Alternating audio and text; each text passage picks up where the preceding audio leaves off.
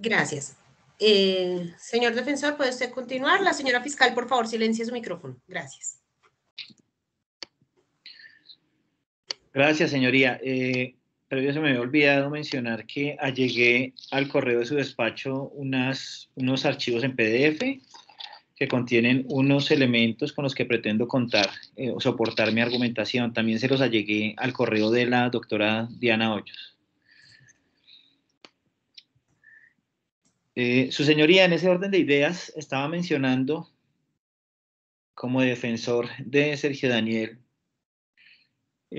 algunos aspectos que tuvo en cuenta la delegada fiscal para llevar a su conciencia el tema de la inferencia razonable de autoría o participación que exige el artículo 308 de nuestro Estatuto Procesal Penal. Es así como la señora fiscal, argumentó que la organización tuvo su origen en el 2013, momento en el que se acerca una ciudadana de nombre Daniela Restrepo y que informa que un ciudadano de nombre Daniel Leonardo le ofreció irse a trabajar a China. Entonces yo estaba haciendo la aclaración de que ese Daniel al que se refiere la señora fiscal del año 2013 no se trata de mi prohijado Sergio Daniel Rubio Salamanca, sino de Daniel Alejandro Vélez Serna, quien estuvo pues vinculado a esta actuación y si mal no recuerdo sirvió como testigo de la fiscalía en algunos asuntos. Pero también la señora fiscal mencionó que a mi representado lo señalan puntualmente dos personas que lo reconocen mediante reconocimiento de un álbum fotográfico, que se trata de dos presuntas víctimas o de dos víctimas. La primera de nombre Sandra Joana Usuga González, que lo reconoce y lo señala, y la segunda Margie Lizeth Campos, que también lo reconoce y dice que se hacía llamar Andrés, que cuidaba a las niñas y subía mercancía de Colombia para venderles. También había reseñado el suscrito, señora juez, que la delegada fiscal mencionó que existe un estudio de dinero ingresado al país en el que se constata que mi prohijado realizó giros de dinero a su papá por un valor de 30 millones de pesos aproximadamente y que se mencionaban una serie de informes de policía judicial en el que se advierte cómo opera la organización criminal y cuál es la labor que cumple al interior de esta organización mi prohijado, situación pues que no la advertí o no la observé dentro de los elementos de los cuales se me corrió traslado por parte de la delegada fiscal. Frente a los fines constitucionales también quiero mencionar, señora juez, los fines constitucionales para la solicitud de imposición de medida de aseguramiento. Adujo la fiscal nuevamente y de manera muy tangencial que mi prohijado pretendió aportar información sin ser, digamos, muy concreta o sin ahondar más en esta situación que cobra valor e importancia para esta defensa en este momento. Que mi prohijado se devolvió para China, que fue capturado y que puede ser un peligro a futuro. Adujo la delegada fiscal que ninguna de las medidas no privativas de la libertad cumple con las finalidades porque, según su decir, ni con un brazalete se puede cumplir la finalidad, que es la de la seguridad de la comunidad y de la víctima. Que la vigilancia electrónica es inconveniente porque mi representado ni siquiera tiene precisión de su residencia en este momento y que no garantiza que no incurra en la conducta investigada. Nuevamente la señora fiscal mencionó que mi mandante desestimó la colaboración, que la medida de presentarse periódicamente no se garantiza porque estamos con la virtualidad. También mencionó que Sergio Daniel es una persona que no tiene antecedentes y que tiene buen comportamiento, pero que eso no garantiza la protección de la seguridad de la sociedad ni de la víctima, y que la prohibición de salir entre las 6 p.m. y las 6 a.m. no garantiza la finalidad de la medida porque Daniel Alejandro Vélez Serna, refiriéndose a otra persona, nuevamente menciona a otra persona, captaba a las mujeres en su condición de peluquera. Es así como concluye la delegada fiscal que la única medida que cumpliría esos fines constitucionales es la privativa en establecimiento carcelario, porque al llegar de la China y no conocer el lugar de residencia, mi prohijado no tiene un lugar donde residir. Eso lo dijo la señora fiscal. Concluyó también que mi prohijado constituye un peligro para la sociedad y la víctima y que además la modalidad de la conducta es grave y nuevamente se mencionan esos señalamientos de la ciudadana Sandra Joana Úsuga González y Margie Lizeth Campos, pero también menciona situación que sorprende a esta defensa al finalizar su intervención, casi al final de su intervención, que hay otras dos mujeres, Sandra Úsuga, Josefa María es una,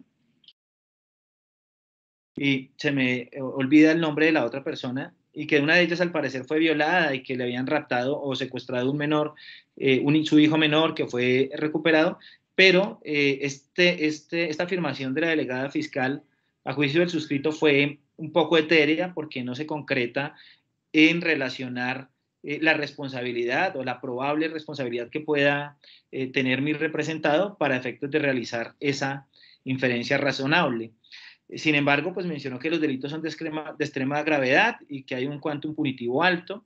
También argumentó su solicitud con el numeral tercero del artículo 308, que tiene que ver con la posibilidad de no comparecencia, porque no tiene un arraigo conocido y por tener el pasaporte vigente. También mencionó que porque es joven y decidió tomar vuelo e irse. Y finalmente menciona que operaba al interior de una organización debidamente estructurada.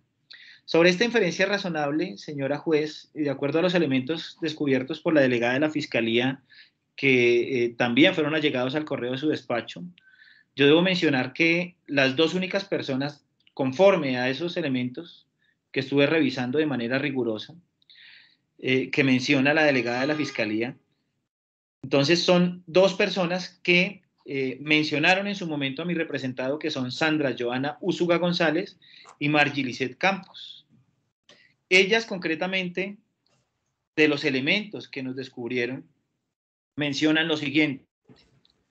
En primer lugar, Sandra Joana Úsuga González, en el informe de Policía Judicial FPJ 11 INF 034 del 12 de mayo de 2017, allí se menciona en este informe que la testigo reconoce a mi representado en álbum fotográfico, de quien dice, para que usted revise su señoría, en el numeral quinto, digamos, de los reconocimientos, que está en la página 6, dice lo siguiente, y yo quiero abrir comillas ahí. A él lo conocí, refiriéndose a mi prohijado, en Macao, allá donde íbamos los colombianos a visar mucho, a sacar visa. Cuando teníamos que salir de China, muchos cogíamos para Macao. Yo a él lo vi con otra colombiana en Macao. Pues que yo sepa, dice ella, ellos también estaban sacando visa y cuidaba a las niñas en la disco, en Cama Club. No recuerdo aproximadamente el año, ya que no pasaba mucho por allá, y pues uno iba y venía y veía a la gente, pero no. Nosotros simplemente lo veíamos y las demás personas decían, ah, cuida niñas y esto, pero contacto como tal no. Es decir, Sandra Joana Úsuga González está diciendo que contacto con mi prohijado no. Pero aquí la delegada fiscal la menciona como una víctima directa de mi prohijado, en tratándose con lo que tiene que ver con el delito de trata de personas. ¿Sí? Pero ella no, dice que no tenía contacto como tal con él. Ahora revisemos el reconocimiento que hace y la versión de Margilicet Campos, que es la otra persona. También está relacionada en el mismo informe de Policía Judicial FPJ 11 INF 034 del 12 de mayo de 2017. Se menciona allí que la testigo reconoce a mi representado, de quien dice también en el numeral quinto de este reconocimiento, álbumes fotográficos número 00296/1 y 00296/2, que él, es decir, mi representado, abro comillas, se hacía llamar Andrés. Dice que él trabajaba para alias Jimena, él cuidaba niñas, ya luego lo vi de novio con una compañera alias Yara que trabajaba en Cama. Ellos se volvieron novios y luego ellos se volvieron manilla, dice ella. Y subían mercancía de Colombia para vender a las muchachas. Yo lo conocí en Cama y él vivía en Nananlú. Yara también era manilla en Cama Club. Sobre estas afirmaciones que aparecen en los elementos que fueron descubiertos, señora juez, según la argumentación de la delegada fiscal, estas dos testigos y víctimas señalan a Sergio Daniel Rubio Salamanca y son, al decir de la misma fiscal, víctimas directas del delito de trata de personas ejecutado, según la fiscalía, por mi prohijado. Al respecto, considera el suscrito que, señora juez, esto no es suficiente para configurar una inferencia razonable sobre la posible autoría y participación de mi prohijado en esos delitos que fueron imputados y que él muy atentamente, yo también, escuchó. Primera medida debo decir, señora juez, que en ningún momento las testigos aducen ser víctimas de mi representado de estos delitos por los cuales se le imputó el día de hoy. Si nos ponemos a revisar, señora juez, esta investigación viene ya de mucho tiempo atrás, de muchos años. La Fiscalía tiene una extensa investigación que adelanta durante un periodo amplísimo de tiempo, años. Y con toda seguridad, su señoría piensa esta defensa, pues la delegada fiscal posee varios elementos probatorios, según pues todo el tiempo que ha tenido y que ha venido recaudando durante todo este lapso. Infiere uno, como defensor, señora juez, que en este escenario procesal y en esta audiencia puntualmente en la que se está definiendo o se define la restricción o no de una serie de derechos constitucionales de una persona como lo es el derecho a la libertad. La Fiscalía, pues que no estaba en obligación, eso bien lo sabemos, de hacer descubrimiento probatorio. Sí, normalmente uno sabe en la práctica procesal, a esto es a lo que me dedico ya hace más de una década, uno sabe que los fiscales para solicitar esa imposición de medida de aseguramiento siempre exponen los elementos de conocimiento más relevantes y comprometedores para que precisamente el juez de control de garantías pueda superar esa inferencia razonable. Esto llama la atención al suscrito porque si estos son los elementos importantes que considera la delegada fiscal, que nos permiten hacer una inferencia, ese juicio de razonamiento lógico, que nos permita establecer que mi prohijado es partícipe o autor de estos hechos delictivos, de estas conductas que fueron imputadas, si estos son los elementos más relevantes y comprometedores, señora juez, considera esta defensa que no se puede dar por superada esa inferencia razonable. Pues de la versión de los testigos, de las testigos que reconocen a mi prohijado, como usted bien lo podrá advertir, solo se puede concluir que vieron a mi representado en algunos lugares que ellas concurrían, que nunca fueron ni captadas ni trasladadas y mucho menos explotadas ni cuidadas por mi prohijado, porque ellas no refieren eso. Si se observa, señora juez, lo que establece o lo que dice la testigo Sandra Joana Úsuga, allá no le consta nada, ni siquiera del actual delictivo que se le imputó a Daniel. Pues ella misma afirma, lo digo textualmente, ella afirma, nosotros simplemente lo veíamos y las demás personas decían, ah, cuida niñas, y esto, pero contacto como tal, no. Es decir, nunca tuvo contacto con mi prohijado. Es decir, no fue víctima de mi prohijado y ni siquiera tuvo contacto con él. Habla de lo que otras personas decían de él, es decir, es una testigo indirecta, es un testimonio indirecto, si se quiere decir. Lo mismo se debe predicar de la versión de Margilicet Campos, su señoría. En ningún momento esta ciudadana afirma que haya sido explotada, cuidada, trasladada y demás aspectos por demás nefastos por parte de mi prohijado. Por el contrario, afirma que subían mercancía de Colombia para vender a las muchachas. Situación esta o versión de ella, esta, que se corresponde con lo que aparece en uno de los elementos descubiertos por la delegada fiscal, que también fue allegado a su correo, señora juez, por parte de la doctora Diana, que se trata de un extenso interrogatorio rendido por mi prohijado hace unos años. Este último mencionado de que subía mercancía de Colombia para vender a las muchachas lo relacionó desde un primer momento mi prohijado, cuando de manera libre y voluntaria acudió a las instalaciones de la Fiscalía a rendir un interrogatorio con miras a que esto tuviera un impacto positivo en el proceso que ha venido afrontando su papá, que por demás debo aclarar, el señor Rafael Eduardo Rubio Luna no se encuentra condenado, su fallo no está ejecutoriado, está en proceso. Él se encuentra todavía afrontando un proceso. Esto último de que subía mercancía de Colombia para vender a las muchachas es importante porque esta testigo cobra, pues de cierta manera, relevancia, porque también justamente esos giros que se reflejan en el estudio socioeconómico que aparecen en el descubrimiento que hace la delegada fiscal, este estudio socioeconómico que hace el investigador Eslin Benítez, aquí está la raíz, acá está la génesis de por qué. Fueron a raíz del dinero que él le enviaba no solo a su padre, sino a otras personas, algunos de San Andresito comerciantes, que le enviaban mercancía colombiana que es apetecida por las mujeres que concurrían a estos lugares donde vieron a mi prohijado. Y esto pues uno dice, si normalmente traen es mercancía de allá para acá, pues no, señora juez.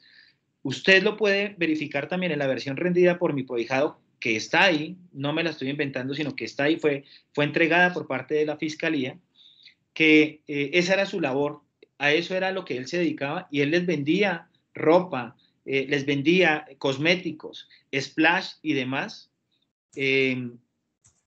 elementos, implementos a mujeres que sí ejercían la prostitución allá, y que por eso es que él tuvo contacto y tuvo conocimiento de cómo operaba esta organización. Porque sobra decirlo y lo voy a puntualizar un poco más adelante, de una mejor manera, que gran parte, si no toda, pero gran parte de la información que logró recabar la delegada fiscal sobre esta organización, la brindó fue precisamente mi prohijado, quien justamente y de manera extraña está siendo judicializado en este momento. Esta era la labor que él realmente desempeñaba, y el padre de mi prohijado fue vinculado a un proceso penal, reitero, en el que no existe una condena ejecutoriada por una serie de envíos de dinero que él recibió y porque él trabajaba en San Andresito de la 38, entre otras cosas que obviamente se dilucidarán en su momento al interior del proceso. Si se revisa el informe de investigador de campo FPJ-10 del 18 de noviembre de 2015, su señoría, se mencionan una serie de personas, porque hago énfasis en esto, porque la delegada fiscal también dice que en uno de los informes se establece cómo está conformada esa organización. Pero entonces usted revisa, señora juez, este informe del 18 de noviembre de 2015 y se mencionan una serie de personas que hacen parte de una organización o supuesta organización criminal, pero en ningún momento se menciona a mi prohijado. Este es un informe del año 2015. Entonces se pregunta esta defensa, si mi representado estaba ubicado, individualizado, señalado por unas víctimas concretas, como captador, como tratante de personas desde un principio, desde el año 2013, como lo dice la señora fiscal, como un posible captador de mujeres que las trasladaba a China para explotarlas sexual y económicamente. ¿Cómo es posible, su señoría, que se hayan librado una serie de órdenes de captura, pero inicialmente en contra del padre de mi prohijado, que sí aparece relacionado en este informe, y no de Sergio Daniel Rubio Salamanca, quien, según el decir de la Fiscalía, sí cumple o cumplía un lugar o una posición o un rol importante al interior de esa organización?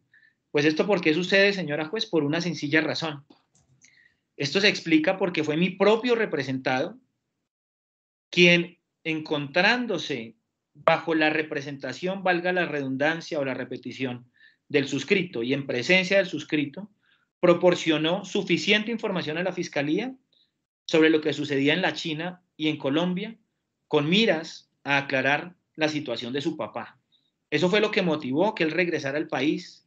Eso fue lo que motivó que acudiéramos, que buscáramos una solución alternativa para aclarar la situación de su padre, y que Daniel decidiera renunciar a ese derecho que le asiste a guardar silencio, a no autoincriminarse, a no declarar en contra de su cónyuge, compañero, compañera permanente, parientes dentro del 4º grado de consanguinidad y demás, como establece la Constitución, y que decidiera por su propia cuenta ir y atender una serie de entrevistas y un interrogatorio amplísimo, que es el que se adjunta acá, el que se nos corre traslado, señora juez, para aclarar la situación. Información, es toda esta información que de manera sorprendente en este momento está siendo utilizada por la delegada de la Fiscalía para judicializar, para procesar a mi prohijado. Lo que considera esta defensa que pues está asumiendo esta información como un acto autoincriminatorio, porque reitero, antes del interrogatorio que rinde mi representado, antes de que acudiéramos a las instalaciones de la Fiscalía, estuvimos también en migración con una serie de investigadores. Fueron varias actuaciones que desplegó mi prohijado bajo mi compañía. Antes de eso no se tenía información sobre él. No había información sobre él. Entonces, al respecto, su señoría, y tal como lo mencionó de manera somera la Fiscalía, y como usted lo puede verificar en esos elementos de los cuales se nos corrió traslado, mi prohijado sí estuvo en varias oportunidades atendiendo los requerimientos tanto de la fiscal, porque se trata de la misma fiscal, la doctora Diana Hoyos, como de los investigadores de la DIJÍN y de Migración, y rindió sendas declaraciones, y el gran interrogatorio que está ahí dentro de los documentos, que es el del 13 de junio de 2016, que tiene aproximadamente 17 hojas, en las instalaciones de Migración Colombia, su señoría, ubicadas en la calle 16, número 5951, piso 2, oficina 212, ante la doctora Diana Hoyos y ante el investigador Helber Ortiz Quintero. Aquí se puede corroborar lo que yo estoy o lo que vengo aduciendo. También se puede constatar, su señoría, que mi representado rinde ese interrogatorio para ratificarse en lo que ya había dicho en otra oportunidad. Es decir, lo que ya había dicho el 1 de junio de 2016 en una entrevista, y todo con miras, reitero, a que su padre, Eduardo Rubio Luna, Rafael Eduardo Rubio Luna, obtuviera beneficios al interior del proceso que cursa en su contra. Al respecto, no, obviamente no voy a leer todo ese documento porque es bastante extenso, se nos iría toda la tarde, pero sí quisiera señalar algunos aspectos. Primero, se trata de uno de los últimos elementos que aparecen en ese archivo, en ese enlace que se nos compartió. En el encabezado se establece que es la transliteración de la diligencia de interrogatorio practicada a Sergio Daniel Rubio Salamanca. Ahí aparece el lugar, que ya lo señalé. Están también el nombre de la doctora Diana Consuelo Hoyos Gómez y de Helber Ortiz Quintero. Y aquí, si usted revisa, su señoría, de una manera muy detallada, se tiene que es Sergio Daniel quien informa a la delegada fiscal cómo es que está estructurada esa organización, quiénes están en la cabeza, quiénes están en la mitad, y de ahí para abajo, cómo operan. Inclusive mi representado, sin que le preguntaran situaciones distintas a lo que tiene que ver con la trata de personas, mencionó, hizo unas revelaciones importantes que inclusive le han costado una serie de amenazas que desde ese momento se advirtieron y quedaron consignadas en ese documento. Porque es que él menciona inclusive asuntos que tienen que ver con el tráfico de sustancia estupefaciente, con nombres puntuales, bajo qué modalidad se lleva esa droga. También dice por qué conoce todo el tema de la organización. Menciona el tema de la pareja que él tenía en ese entonces, que se trata de Ana Milena Rodríguez, con quien tiene una hija que infortunadamente pues perdieron hace rato los rastros, el contacto, porque pues no funcionó esa relación, pero que fue por quien Daniel finalmente decidió irse. Decidió irse por un tema amoroso, de índole amoroso, con quien creyó que iba a poder consolidar o configurar una familia.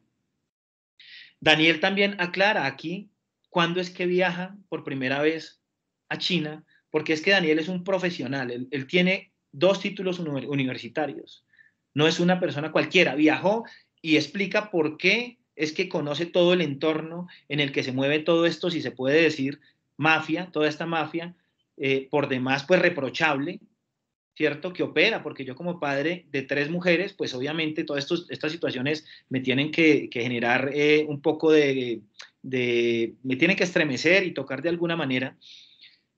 Pues él lo reveló y dijo puntualmente cómo mencionó personas puntuales, personas, señora juez, que debo referir en este momento, han venido siendo capturadas gracias a la información de mi prohijado. Es decir, después de esto. Pero reitero, me sorprende que se utilice esta información que reveló mi prohijado en su contra. O sea, para decir que él hace parte de una organización, cuando acá ni siquiera estaba mencionado. En la parte final del documento le dice la señora fiscal, lo deja consignado, eventualmente esta información que usted está rindiendo se puede tomar también para ver si logramos llegar a algún principio de oportunidad, si existen elementos que permitan vincularlo. Y acá los elementos que permiten vincularlo son esos dos testimonios o esos 2 reconocimientos a los cuales ya me referí, que por demás, a juicio de esta defensa, señora juez, no permiten hacer una inferencia razonable de la probabilidad de que mi prohijado sea autor o cómplice de una serie de conductas delictivas, las cuales fueron imputadas. Entonces, usted puede revisar ese documento de manera muy juiciosa, su señoría, yo se lo pido muy respetuosamente, para que mire qué fue lo que hizo Daniel. Y Daniel lo que hizo fue, y desde un principio, Se planteó acá bajo la promesa, o digamos bajo el entendido de que iba a recibir una serie de beneficios, de que iban a recibir una serie de beneficios su papá en el proceso que estaba afrontando, situación que nunca sucedió. Esas son las razones por las cuales mi prohijado decide irse, en busca o en la búsqueda de su esposa, que inclusive la menciona acá y dice que ella en un principio tuvo la intención también de ser testigo, o por lo menos para la época en que mi prohijado hace esta extensa declaración, rinde este extenso interrogatorio, menciona que ella está dispuesta a declarar. Y en eso habíamos quedado, en que él iba y la tenía que convencer para que viniera. La situación no resultó como lo pretendíamos. Y a su vez, desde acá está mencionando que existen una serie de amenazas graves, amenazas que permanecen hasta este momento, señora juez, en contra no solo de mi prohijado, sino de su familia, de su hermana y de su mamá. Acerca del peligro para la comunidad, su señoría, debo mencionar nuevamente que frente a esos fines constitucionales de la medida de aseguramiento, la fiscal mencionó o afirmó de manera muy tangencial, reitero, que mi prohijado pretendió aportar información. No pretendió aportar información, la aportó. Usted la puede corroborar, señora juez. Él mismo está ayudando a desmantelar una organización. Él mismo está ayudando a que las víctimas se restablezcan en sus derechos vulnerados, con este interrogatorio que él rindió. Porque no hay ninguna evidencia, o por lo menos no se descubrió en este escenario procesal, señora juez, una evidencia real, concreta, sólida, que permita establecer que mi prohijado, después de haber rendido este interrogatorio, estuviera siendo parte de una organización dedicada a la trata de personas. Dice la señora fiscal, entonces, sobre el peligro para la comunidad, que se devolvió para la China y que puede ser un peligro a futuro. Entonces, aduce que ninguna de las medidas no privativas cumple con las finalidades, porque ni con un brazalete se puede cumplir la finalidad, que es la seguridad de la comunidad y de la víctima. Debe tenerse en cuenta, señora juez, reitero, que con las declaraciones de mi prohijado y la información rendida por él, precisamente buscó también revelar quiénes eran los victimarios, cuáles eran sus roles definidos, cómo era su actuar. Conclusión, señora juez, mi prohijado le organizó la investigación a la delegada fiscal, por lo cual se produjeron las capturas de algunas personas, como por ejemplo Jamie Lorena Sáenz Rodríguez, Carlos Andrés Henao Vélez, Edilson Raúl Arévalo. Estos señores Arévalo, acerca de una información que ni siquiera contaba, con la cual contaba la fiscalía, sobre una empresa que operaba acá en Bogotá y que vendía tiquetes aéreos y hacía trámites de visas, pasaportes y demás, y él los señaló puntualmente, dio la dirección donde vivían, reconoció también en álbumes fotográficos, en retratos hablados, a muchas personas que le pusieron y les puso nombre propio y dijo cómo operaban, con unos mapas de ciertos lugares muy puntuales de Guangzhou en China. Él dijo cómo estaban organizados, dónde vivía cada quien y demás. Pero hoy, justamente hoy, desde el domingo, pues vemos que toda esta información que le estuvo brindando a la justicia colombiana se está tomando en su contra y se le está vinculando a una organización criminal. Entonces, con las versiones que él rindió se lograron varias capturas. Vengo mencionando el señor Edilson Raúl Arévalo, Oscar Julián Ospina, entre otros. Entonces se pregunta esta defensa, señora juez, ¿cómo mi prohijado va a poner en riesgo a la comunidad y a la víctima si precisamente él debió huir del país luego de haber rendido estas declaraciones? Toda vez que la información que se filtró, esa información que él mencionó se filtró, no sabemos por quién. Es una información sumamente delicada, porque es con nombres propios, como yo le digo, y como usted lo puede corroborar, su señoría. Y empezó a recibir amenazas. Amenazas que, reitero, actualmente tiene en contra de la vida suya y de su familia. Daniel ha colaborado, su señoría, justamente con que se procure la finalización de ese actuar ilegal de muchas personas, y reitero, ninguna víctima lo señala como captador, ni como explotador, ni como manilla, ni nada de eso. También dijo la fiscalía, y sobre eso voy argumentando, señora juez, que la vigilancia electrónica es inconveniente porque mi representado ni siquiera tiene precisión de su residencia en este momento y que no garantiza que no incurrirá en la conducta investigada. Acá se mostró de cierta manera a mi prohijado como si fuera un desarraigado, como si fuera una persona por ahí suelta que llega a un país desconocido, bueno, o al que no viene hace un tiempo y que no tiene dónde vivir, su señoría. Mi representado sí tiene un arraigo familiar y social, él sí tiene un lugar de residencia que está ubicado en la carrera 36, número 431, apartamento 408. Esto se podrá corroborar con los elementos que yo les envié, su señoría, a los cuales me referiré más adelante. También dice o dijo en su momento la delegada fiscal que mi mandante desestimó la colaboración. No, reitero, su señoría, nunca desestimó la colaboración. Se suponía que su colaboración iba a tener un impacto en los beneficios de su padre, porque Daniel ni siquiera estaba mencionado, Daniel no tenía velas en ese proceso que cursaba que cursa en contra de su papá y de otras personas, sino que él llegó, acudió precisamente procurando unos beneficios a su padre, beneficios que nunca se dieron, que nunca se cumplieron. Y Daniel lo que ha hecho este tiempo es huyendo, no de la justicia, señora juez, de las constantes amenazas por haber revelado una información contundente, cierta, veraz, en contra de de las personas pues que están ahí vinculadas y pues obviamente sobre lo que él pudo percibir en la China. Porque él lo deja claro, él también dice, es que allá pues se conforma de cierta manera una comunidad de colombianos, o hay unos puntos de encuentro en donde pues hay rumba, hay trago, hay de todo, hay prostitución, y pues uno se entera de todo lo que está sucediendo. Que la medida, dice la señora fiscal, que la medida de presentarse periódicamente, de esas medidas no privativas de la libertad, no se garantiza porque estamos con la virtualidad. Pues también se pregunta esta defensa, señora juez. Parece que es un juicio a priori del cual se está concluyendo sin siquiera darle la oportunidad. La señora fiscal también mencionó que mi prohijado no tiene antecedentes, y es que no tiene antecedentes penales en Colombia, señora juez. Ni siquiera anotaciones tiene. Que Sergio Daniel es una persona que no tiene antecedentes, ya lo estaba diciendo, y que tiene buen comportamiento. Eso lo dijo la señora fiscal, que tiene buen comportamiento, pero que no garantiza la protección de la seguridad y de la víctima. Esto se mencionó por parte de la delegada de la fiscalía, pero no fue argumentado por ella. Mi representado, señora juez, debido a esas amenazas, debido a una persecución que también sufrió y ha sufrido, y su familia también, yo que he estado cerca a ellos durante este tiempo, representándolos, asesorándolos, no tiene contacto con ninguna persona que tenga que ver con los hechos que aquí se investigan dentro de ese gran radicado pues, que viene, en el cual viene fungiendo como fiscal de conocimiento la doctora Diana Hoyos.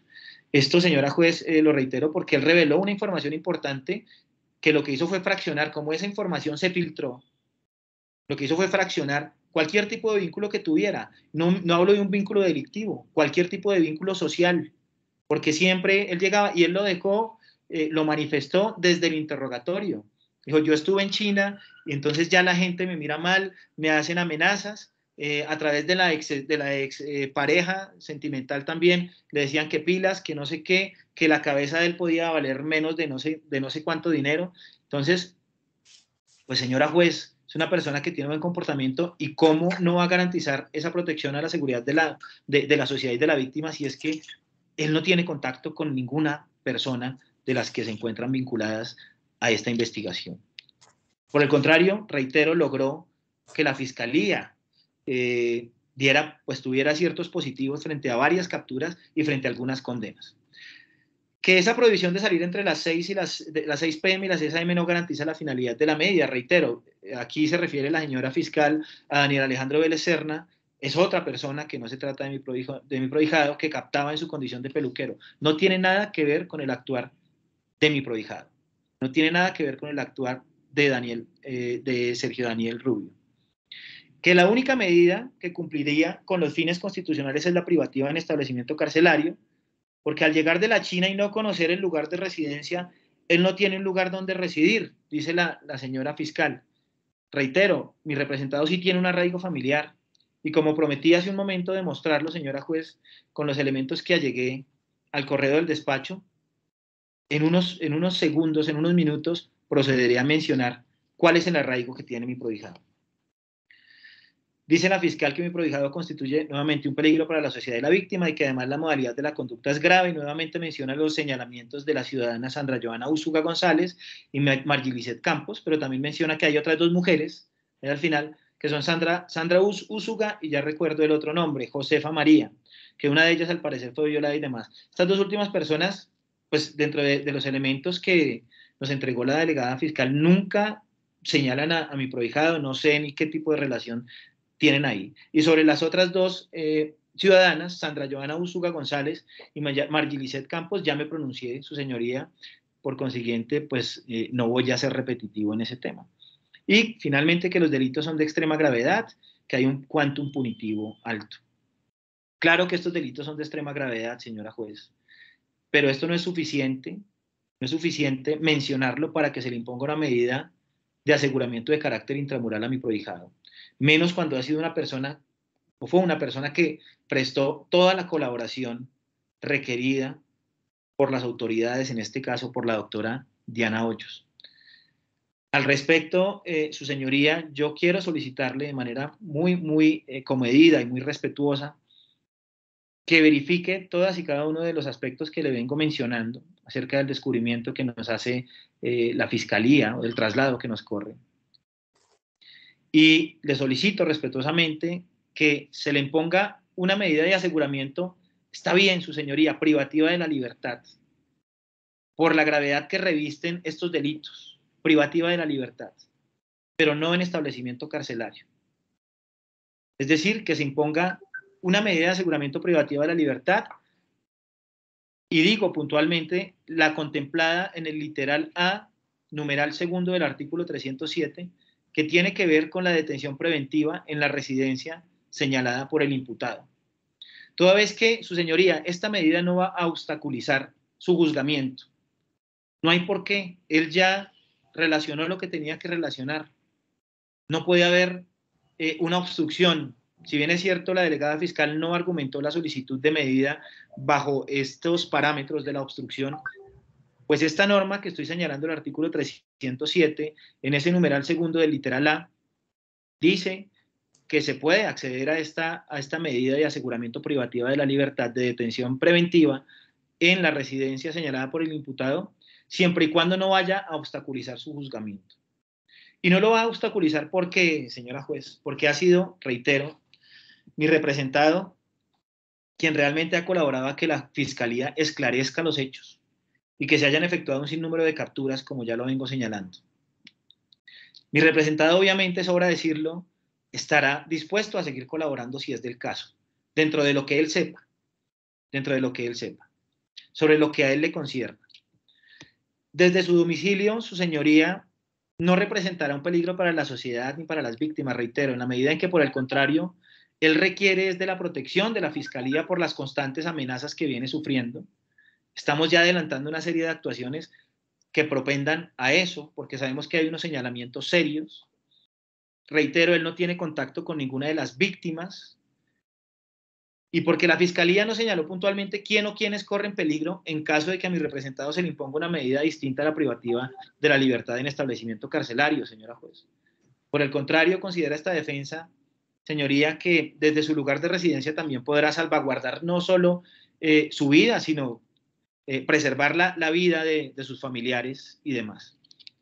También, su señoría, atendiendo, como ya lo mencioné, a la gravedad que puede revestir un proceso de esta envergadura, una situación pues que aqueja, una problemática grave que aqueja a nuestro país, le solicito que se impongan también unas medidas no privativas de la libertad para que haya certeza, señora juez, de que mi prohijado no pondrá en peligro a la sociedad ni a la víctima.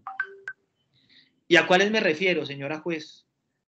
A que mi prohijado tenga la obligación de presentarse periódicamente a las instalaciones de la doctora Diana Hoyos. Ella ya la conoce, nosotros ya hemos estado allá.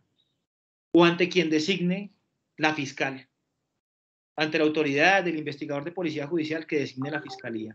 Que se le imponga también, señora juez, la prohibición de salir del país, del lugar en el cual reside o del ámbito territorial. Fíjese usted, señora juez, que en su momento la delegada fiscal dijo que es que el pasaporte estaba activo y demás.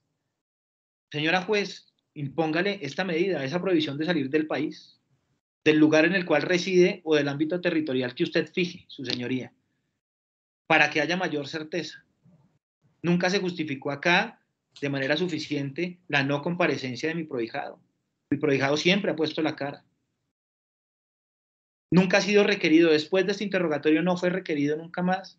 Como usted puede ver ahí, señora juez, están consignados mis datos, los cuales no han variado en esa diligencia de interrogatorio, mi domicilio, mi correo electrónico, mi teléfono el mismo, y también el correo de mi prohijado. Nunca fue requerido por la delegada fiscal como para decir que es que no atendió a los requerimientos. Y también, señora juez, que se le imponga la prohibición de comunicarse con presuntas víctimas, con mujeres si es del caso. Pienso, su señoría, que con estas medidas, una privativa de la libertad en su domicilio y las otras no privativas de la libertad, se puede garantizar justamente eso que tanto está invocando la delegada fiscal y que todos los ciudadanos colombianos pedimos a gritos: la seguridad de la comunidad, de la sociedad y de las víctimas que puedan, o posibles víctimas que puedan estar vinculadas en esa calidad al interior de cualquier proceso penal. ¿Y todo esto por qué, señora juez? Porque considera esta defensa que la Fiscalía no cumplió con la carga argumentativa que se le impone en el parágrafo segundo del artículo 307 para demostrar con suficiencia que mi prohijado no puede estar en detención domiciliaria porque pueda obstaculizar el juzgamiento. En ningún momento se argumentó al respecto.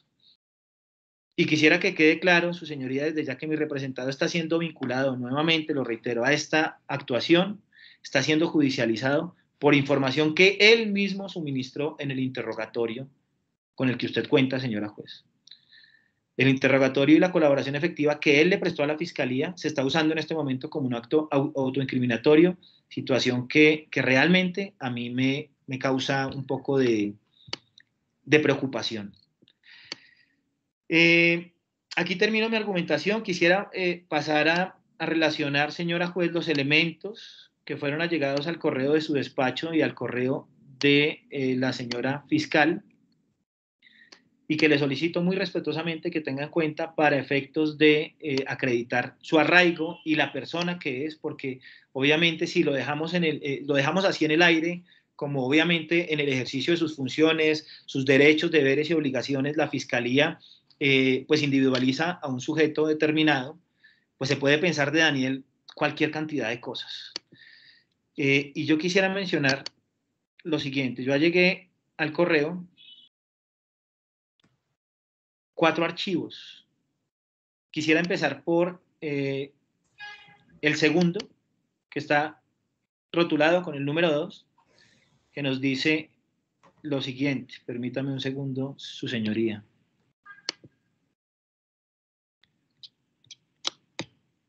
Listo.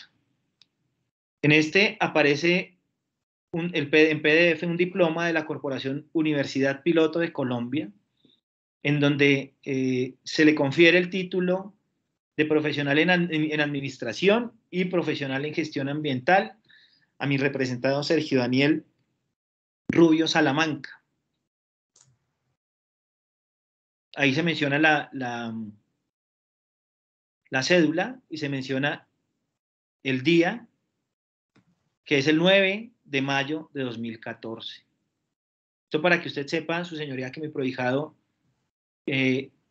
tiene las facultades, no, porque no es solo esto, él habla mandarín y también inglés, aparte del español. Es una persona que tiene medios para trabajar o desempeñarse, tiene medios y herramientas, virtudes para trabajar y desempeñarse como una persona de bien en nuestro país.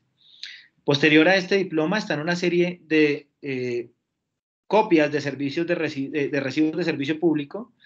Esto para efectos de que usted repare la dirección, que después usted podrá corroborar que esa dirección existe realmente en una escritura pública y va a saber a nombre de quién está ese bien relacionado con esa dirección,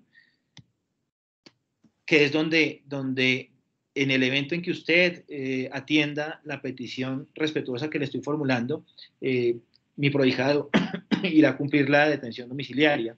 Acá nos dice Avenida Carrera 36, número 341, apartamento 408.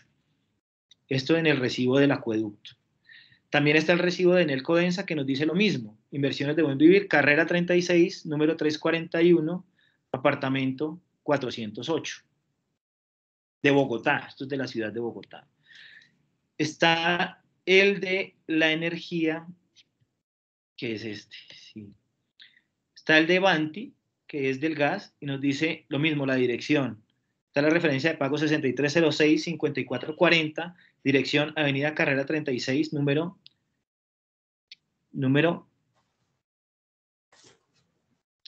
341. Número 341. Está la cédula de la ciudadana Leonor Salamanca Ruiz, con cédula de ciudadanía 41-683-840.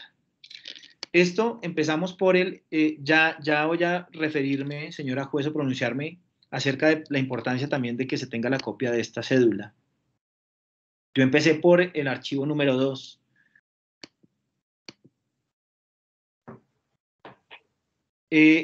Luego, en el archivo número 3, está el registro civil de nacimiento,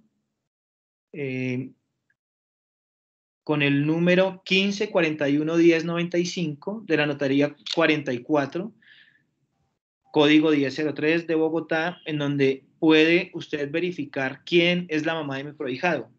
Acá aparece el nombre del Rubio Salamanca Sergio Daniel, quien nació vivo en la clínica de Palermo de Bogotá,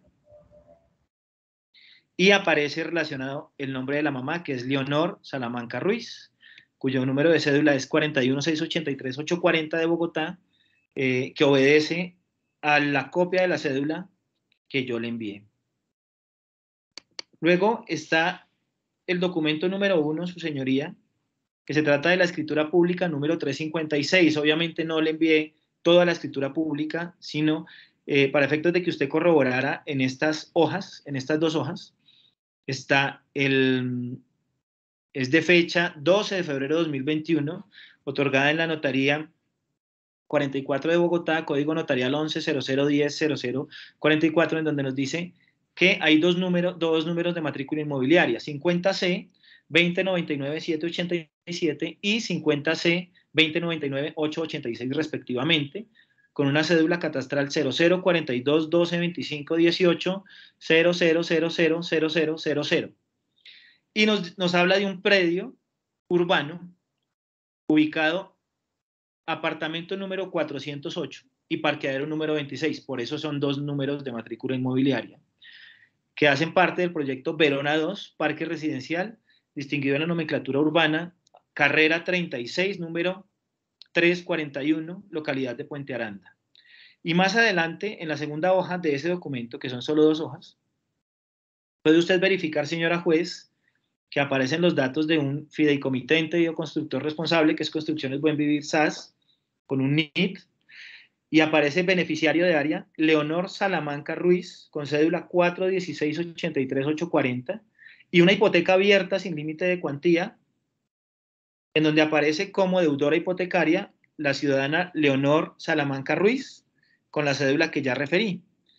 Es decir, este apartamento es de ella, es un apartamento que está pagando, que fue entregado el año pasado a ella, y que es donde mi prohijado tiene su residencia. Es el apartamento de la mamá de mi representado. Y finalmente, allegué dos entrevistas que hizo uno de los investigadores de la defensa, señora juez. La primera, ahí está relacionado el número de radicado del proceso, está la entrevista de FPJ 1401, fecha 21, es decir, hoy, de febrero de 2022, a las 11, se hace en mi oficina, carrera cuarta, número 1850, oficina 1004, y los datos del entrevistado son Diana Margarita Torres Salamanca, quien tiene 42 años, quien nació el 12 de junio de 1979, de profesión comerciante, oficio vendedora, estado civil soltera, nivel educativo bachillerato, dirección de residencia, carrera 36, número 341, apartamento 408.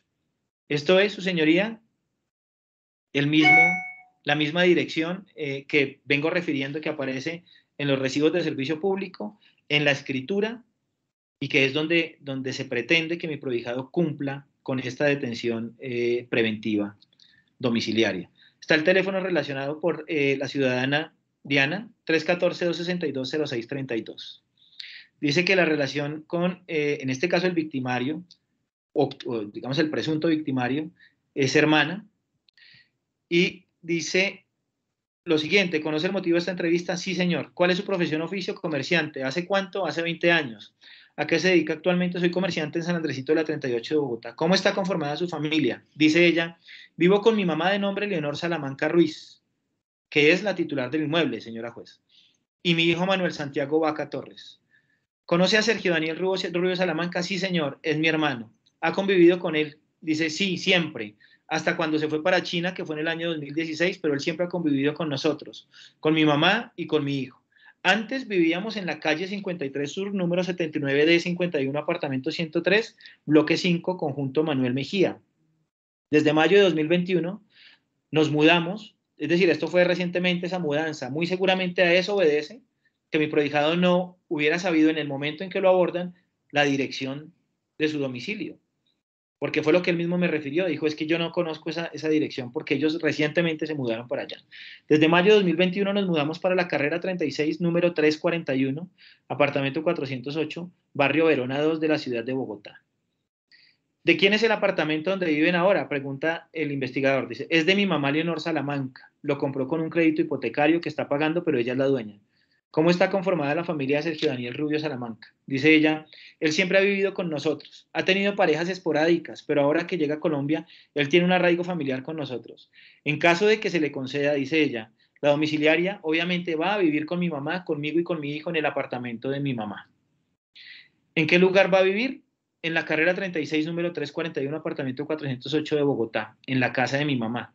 ¿Tiene algo más que agregar? Y dice ella, sí, que mi hermano es una persona de bien, es profesional, administrador de empresas y gestión ambiental. Él se graduó en el año 2014 en la Universidad Piloto de Colombia.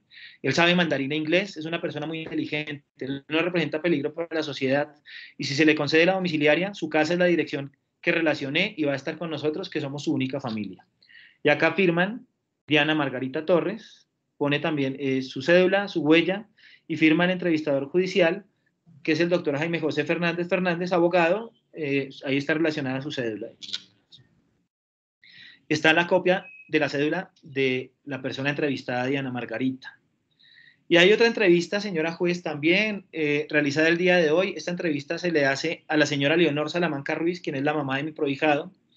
Ahí están todos los datos de ella, para no extenderme leyendo. Y puntualmente ella menciona en el relato de la entrevista que es comerciante hace 40 años, que es comerciante actualmente en San Andrés de la 38, que tiene 3 hijos de nombres Alexandra Catalina Torres Salamanca, Diana Margarita Torres Salamanca y Sergio Daniel Rubio Salamanca. Entonces dice que conoce a Sergio Daniel porque es su hijo menor. Dice que sí ha convivido con él siempre, toda la vida, hasta cuando se fue para China, que fue en el año 2016. Dice, pero él siempre ha vivido conmigo, con mi hija Diana Margarita Torres y mi nieto Emanuel Santiago Vaca Torres. Antes vivíamos en la calle 53 Sur, número 79D 51, apartamento 103, bloque 5, conjunto Manuel Mejía. Desde el 18 de mayo de 2021 nos mudamos para la carrera 36, número 341, apartamento 408, barrio Verona 2 de la ciudad de Bogotá. Preguntado, ¿de quién es el apartamento donde viven ahora? Y contesta ella, es mío, lo estoy pagando al banco, lo compré con un crédito hipotecario que se está pagando, pero yo soy la dueña. ¿Cómo está conformada la familia de Sergio Daniel Rubio Salamanca? Él siempre ha vivido con nosotros, salvo los meses que ha viajado a la China.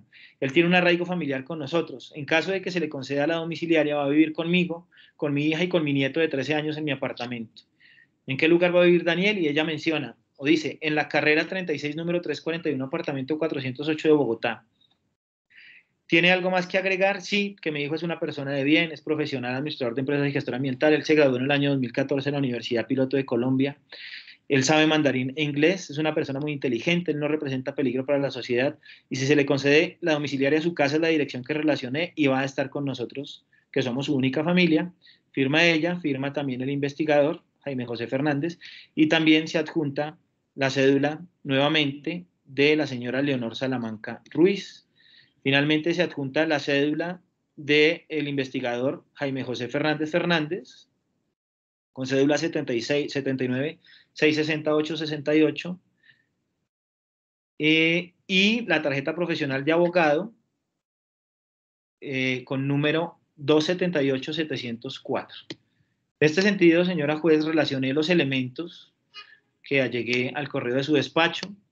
reitero mi solicitud, insistiendo nuevamente, señora juez, en que por favor verifique todos y cada uno de los aspectos que estoy mencionando y se le permita a mi prohijado que cumpla esa detención domiciliaria mientras afrontamos el juicio o buscamos alguna solución alternativa a su proceso, que esté en su casa en la dirección que ya relacioné, que existe y que es donde él tiene su arraigo. Agradezco mucho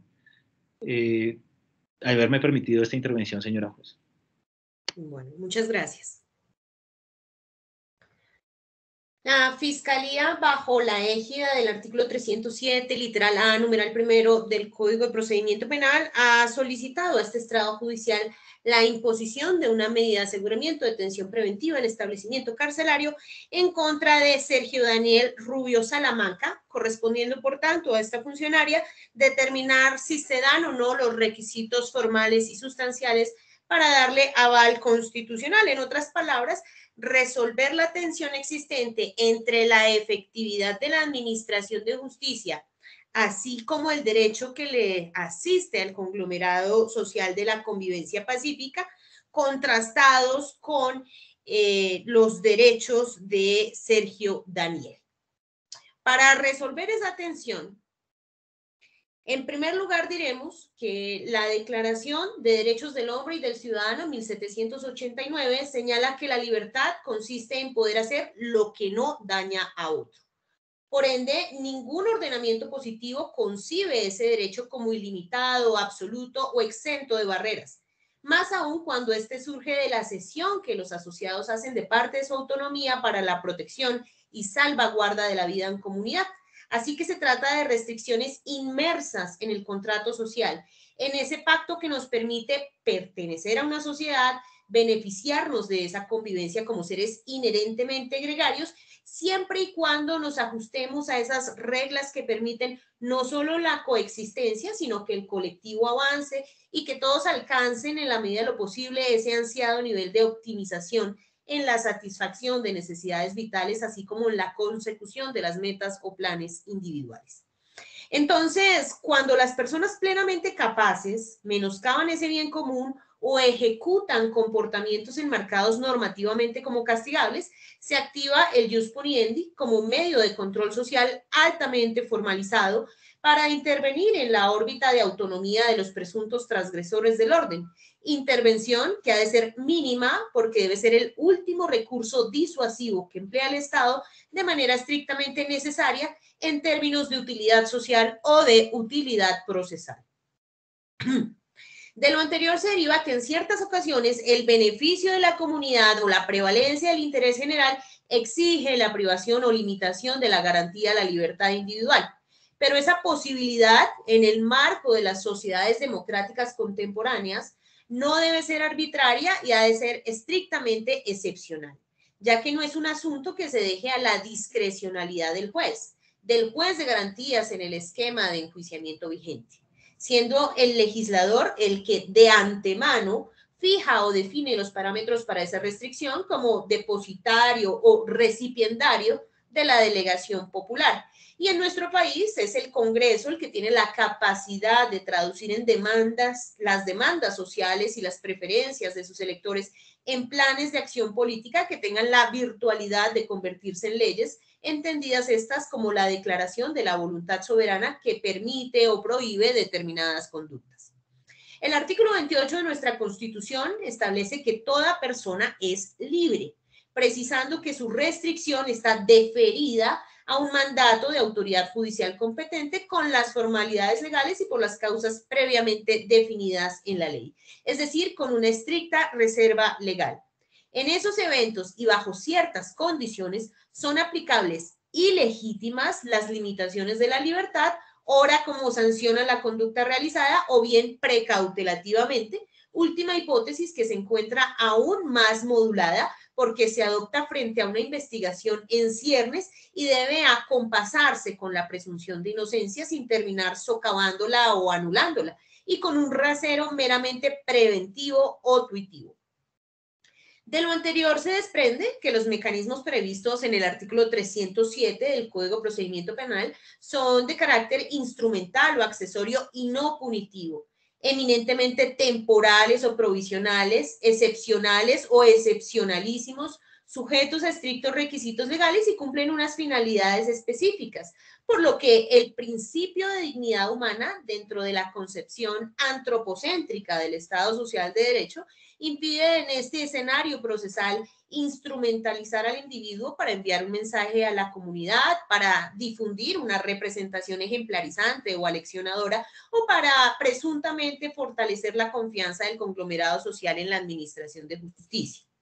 Siguiendo las coordenadas del artículo 308, el escrutinio judicial en punto a las medidas de aseguramiento, sean estas privativas de la libertad o no, debe conducir a la elaboración de 3 juicios basilares para la prosperidad de la pretensión de la agencia fiscal.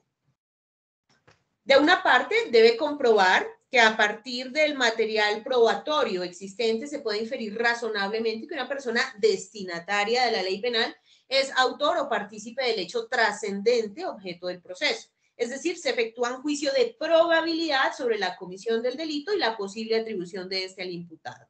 Por otra parte, debe realizar un juicio de necesidad que establezca que la privación de la libertad o la restricción de ciertos derechos es indispensable para asegurar los fines de la medida de aseguramiento, es decir, para evitar que el imputado obstruya el proceso judicial, ponga en peligro a la sociedad o a las víctimas o eluda el cumplimiento de una eventual condena.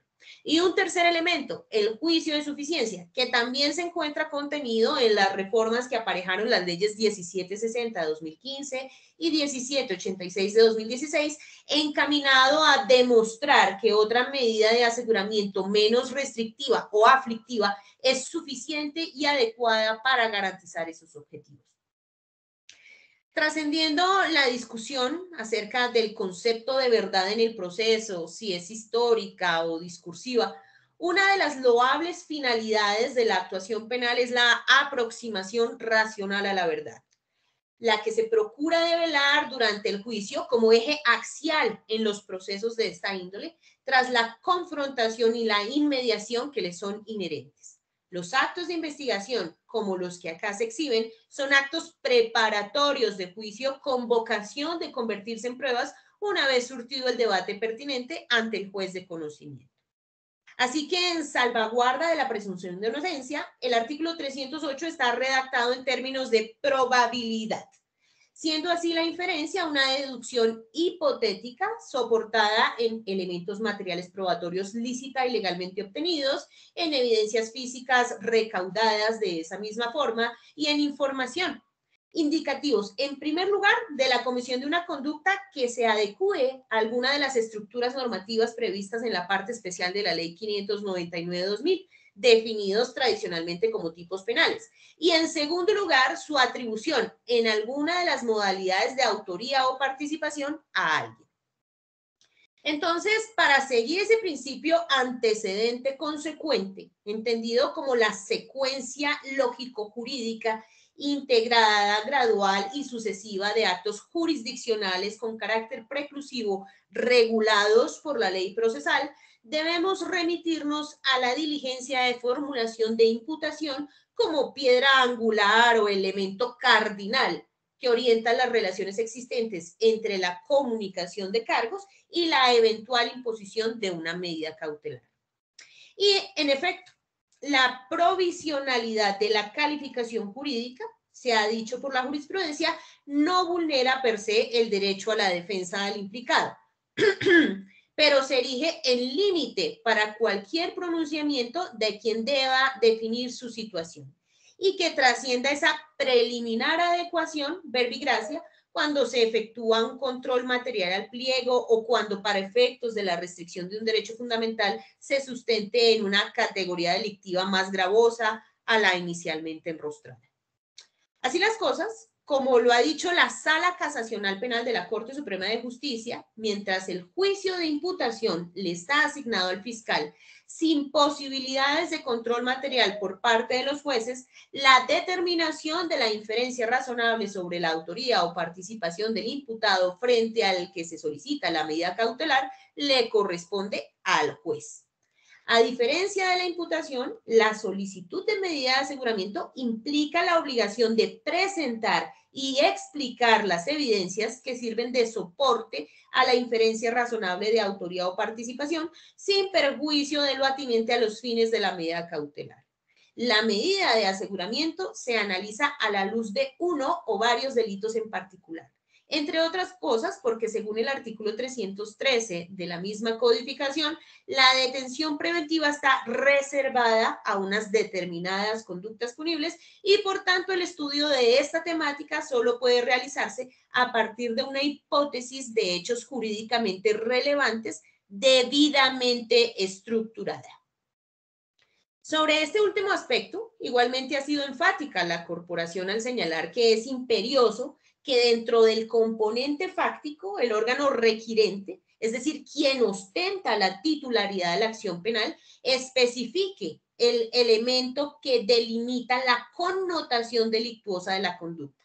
Porque la simple mención al suceso en sí mismo, a los hechos indicadores o a los medios de prueba es intrascendente para el derecho penal.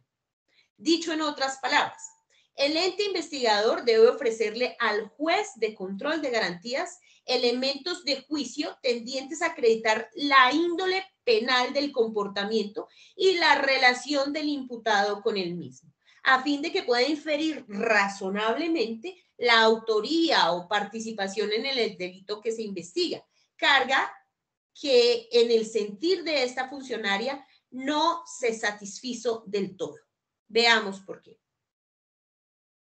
Pese a que la noticia criminal data del año 2013, es decir, 9 años atrás, que las primeras capturas se efectivizaron durante el 2017, que según el dicho de la señora fiscal, hay varias personas pertenecientes a la organización criminal que han sido condenadas, lo que implicaría conocer el caso al dedillo.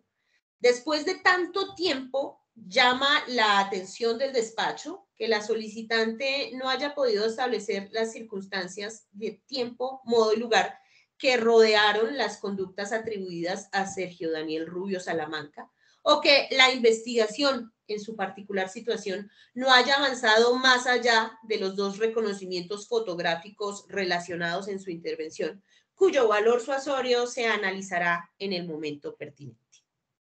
Nótese que al hacer la fijación temporal, indicó que su vinculación al grupo databa desde el año 2013 hasta la fecha, pero no pudo precisar si a la fecha en que se solicitó la captura por primera vez o hasta 2022, la fecha actual.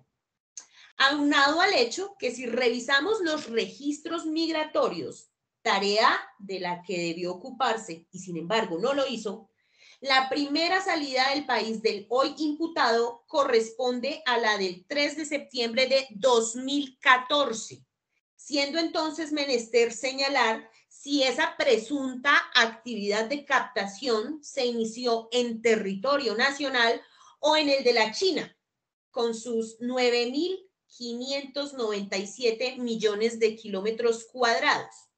Pues aquí se habló indistintamente de Hangzhou, de Guangzhou y de Macao, que distan entre sí 1.113 kilómetros y 138 kilómetros respectivamente.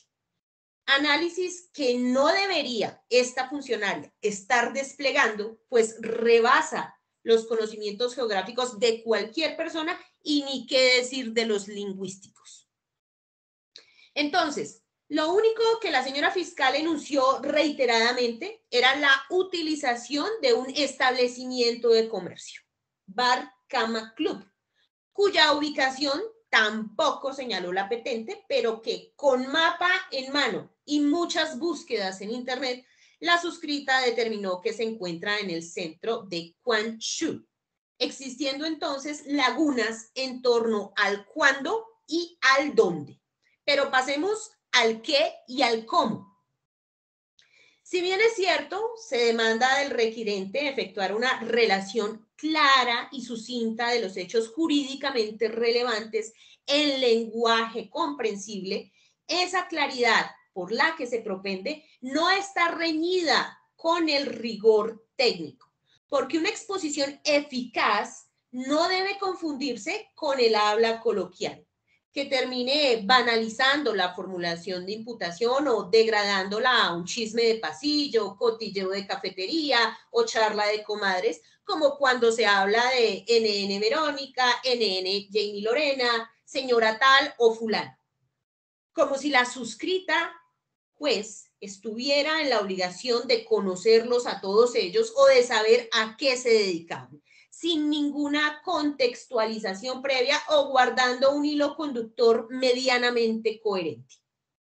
Recuérdese que el acto de comunicación no es una cátedra dogmática, pero mínimamente debe en su faceta jurídica constatar todos y cada uno de los elementos del respectivo tipo penal enrostrado. Luego, los hechos jurídicamente relevantes debieron ser los que corresponden al presupuesto fáctico previsto por el legislador en el artículo 188A, que a la letra consagra lo siguiente. El que capte, traslade, acoja o reciba a una persona dentro del territorio nacional o hacia el exterior con fines de explotación incurrirá en prisión y multa.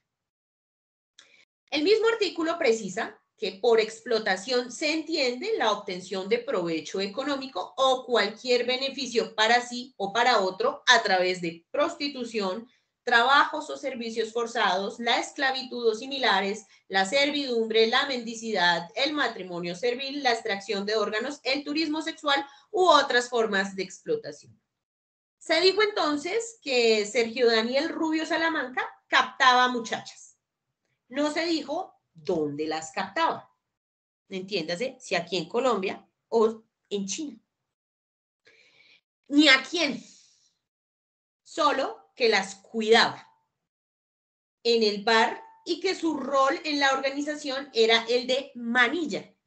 Y la señora fiscal dijo que era una expresión usual en el argot criminal y que designaba a quienes tenían el músculo económico, pues se entiende que para financiar el sostenimiento de la actividad delincuencial, pero no explicó, como era su deber, de qué manera lo hacía o no atinó a señalar casos concretos vinculados directa o indirectamente con el imputado. Trajo a colación 2 reconocimientos fotográficos efectuados por presuntas víctimas de la organización delictiva que mencionan lo siguiente en el informe de 12 de mayo de 2017, página 6. Comillas, a él lo conocí en Macao, allá donde íbamos los colombianos a visar mucho, a sacar la visa, cuando teníamos que salir de China. Muchos cogíamos para Macao. Yo a él lo vi con otra colombiana en Macao. Pues que yo sepa, ellos también estaban sacando la visa. Hago una pausa para decir que hasta ahí nada con ribetes delictivos. La mera enunciación de un trámite consular que realiza cualquier persona que se encuentre fuera de su país de origen. Continúo. Y cuidaba a las niñas en la disco, en Cama Club. No recuerdo aproximadamente el año, ya que yo pasaba mucho allá. Y pues uno iba y venía y veía gente, pero no. Nosotros simplemente lo veíamos y las demás personas decían, ah, cuida niñas. Y esto, pero contacto como tal, no. Esto lo dijo Sandra Joana Úsuga González. Entonces, esa declaración no es tan elocuente como parece creerlo la peticionaria de esta audiencia, porque no está en condiciones de precisar circunstancias de tiempo y modo y eventualmente podría ser tachada como testigo de oídas o como prueba de referencia, como lo adujo en su momento el defensor. A su turno, Marilicet Campos Barrera sostuvo, comillas, él se hacía llamar Andrés, él trabajaba para alias Jimena, él cuidaba a las niñas. Ya luego lo vi de mano de una compañera alias Yara, que trabajaba en cama. Ellos se volvieron novios y luego ellos se volvieron manilla y subían mercancías de Colombia para vender a las muchachas. Yo lo conocí en Cama y él vivía en Nananlú. Yara también era manilla en Cama Club. Cierro comillas, esto es de la página 9 del mismo informe. Recordemos que captar fue el verbo rector escogido por la solicitante al momento de la calificación jurídica provisional e implica atraer a alguien, ganar su voluntad. En tanto que trasladar es llevar a una persona de un lugar a otro. Acoger equivale a suministrarle refugio, albergue o techo, y recibir es tomar o hacerse cargo de alguien que es entregado por un tercero. No quedando claro entonces de los anteriores relatos cómo Sergio Daniel reclutaba, enlistaba, enganchaba o atraía a las víctimas. Más bien, si las tenía bajo su tutela, si las cuidaba, el verbo sería diferente al seleccionado, adecuándose más a la expresión recibir, como quedó visto en precedencia. Distinción que en la opinión de este despacho era relevante en aras de abordar también el estudio del artículo 29 del Código Penal. Esto es la existencia de un acuerdo común, la división de trabajo criminal y la importancia del aporte del precitado al acto de reclutamiento como notas características de la coautoría.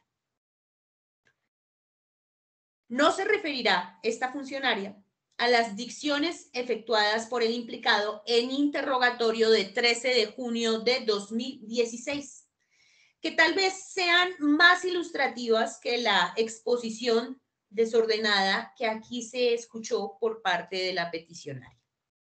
Empero, como ella misma indicó, su recepción se hizo con miras a hacerse acreedor a beneficios por colaboración en el marco de un fracasado principio de oportunidad que no se concretó por su salida del país, lo que implica que su utilización para la construcción de la inferencia razonable de autoría o participación, salvo mejor criterio, estaría proscrita a la luz del literal D del artículo 8 de la Ley 906 de 2004, que contempla como derecho inalienable del procesado el que no se utilice en su contra el contenido de las conversaciones tendientes a lograr un acuerdo para la declaración de responsabilidad en cualquiera de sus formas o de un método alternativo de solución de conflictos si no llegaren a perfeccionarse.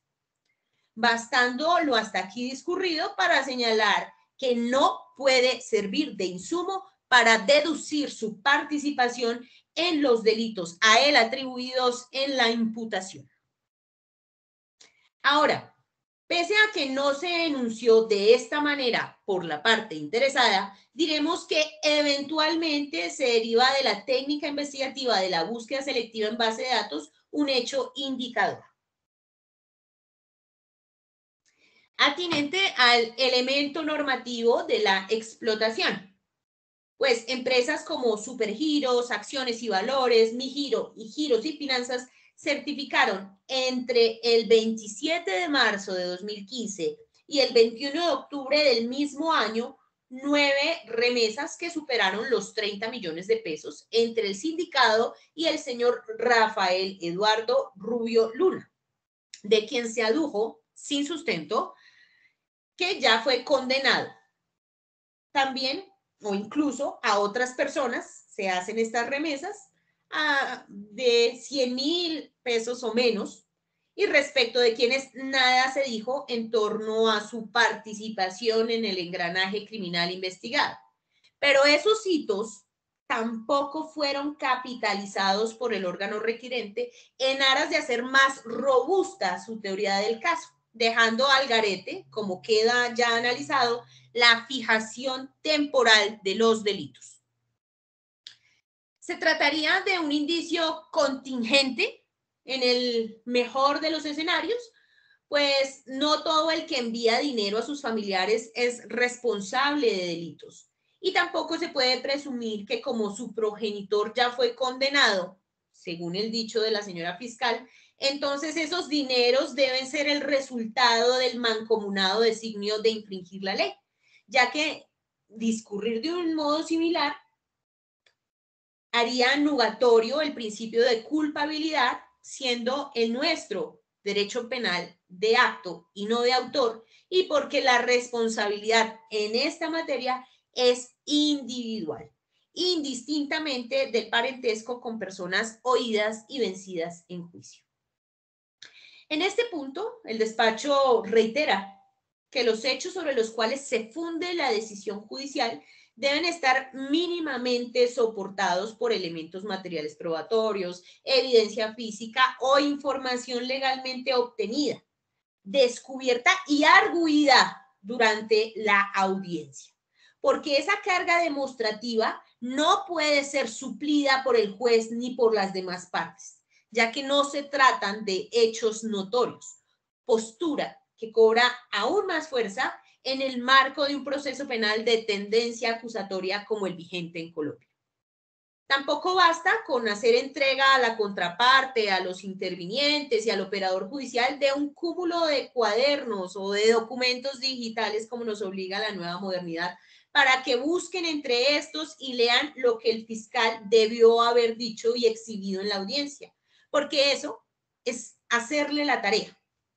No se puede entonces suplir los vacíos argumentativos de quien tiene la carga acreditativa. A ver si de golpe encontramos los elementos que debieron exhibirse o con los que debieron demostrarse los ingredientes normativos que se echan de menos en la intervención del peticionario, ni las circunstancias temporomodales difusas que desilvanadamente se vertieron en la audiencia. Los hierros advertidos no son de poca monta. Recuérdese que está en juego nada más y nada menos que la afectación de los derechos de una persona. Y como uno de los más sagrados, la libertad personal. Por lo que la elaboración del discurso que precede a una medida de aseguramiento no es de libre factura, sino que debe abordar y comprender el profuso armazón teórico, legal y constitucional que rige la materia. No se trata de pedir por pedir, porque al hacer uso de tal prerrogativa debe efectuarse de manera serena y ponderada, donde predomine la sana crítica y la apreciación de las evidencias en conjunto, prestando especial atención a la correcta valoración de la prueba testimonial para lograr la construcción de indicios acertados en la etapa de investigación y evitar inferencias subjetivas, debiendo hacer las constataciones fácticas y jurídicas necesarias, tal como de antaño lo resaltó el propio fiscal general de la Nación en la Directiva 0001 de 2 de junio de 2020, mediante la cual se establecen lineamientos generales respecto a las solicitudes de medida de aseguramiento. Pero bueno, digamos que hacemos uso moderado del principio de caridad y superamos las falencias argumentales. Desentrañamos lo que quiso expresar para darles un sentido más lógico. Práctica que no debería tener cabida en el proceso penal, pues la solicitante es representante del poder omnímodo del Estado, la parte más fuerte de la lisa judicial, que se presenta ante los estrados con una aparentemente sólida indagación y que tiene a su disposición el músculo de la policía judicial. Entonces, si nos atenemos al tenor literal del artículo 221 del Código de Procedimiento Penal, podemos señalar, no con poca dificultad, que en el informe de 18 de noviembre de 2015 se hace una sinopsis de las actividades investigativas. Se mencionó aquí que se adelantaron interceptación de comunicaciones, pero sus resultados no fueron incorporados a esta diligencia. Y en ese informe se refiere a la existencia de una red dedicada a la captación de mujeres en circunstancias de vulnerabilidad en las ciudades de Medellín, Pereira, Cali, entre otras, para posteriormente adelantar la documentación tendiente a la expedición de pasaportes y visados, la compra de etiquetes, acogimiento en la ciudad de Bogotá y posteriormente en la ciudad de Quanzhou, donde otros los recibían y las controlaban para explotarlas sexualmente. Se identificaron como víctimas, entre otras, a Yadi Marley David López, Diana Milena Suárez Suárez, Diana Mardelí Mejía Garcés, Gileni Alejandra Bermúdez, Claudia Patricia Aguirre Cardona, Ana María Rúa Zapata, Lady Viviana Aguirre Ortiz, Leslie Durán Barrera y Emilce López. Allí también se hace mención a los resultados de distintas actividades investigativas y se identifican a varias personas que presuntamente pertenecen a la organización, incluyendo tangencialmente, guardadas proporciones, a Sergio Daniel. Lo que daría a entender en el ámbito del razonamiento probabilístico que presuntamente hacía parte de una sociedad que tenía por objeto asumir actividades delictivas como su negocio, como su empresa, es decir, la existencia de un acuerdo de voluntades con permanencia en el tiempo, previa distribución entre sus miembros de acciones y responsabilidades que se complementan para alcanzar un fin. Organización que con carácter permanente tenía como objetivo lesionar intereses o bienes jurídicos indeterminados, pues eventualmente también se afectaba la fe pública y la autonomía individual, y que la expectativa, perdón, qué pena con ustedes, voy a tener que suspender un poco.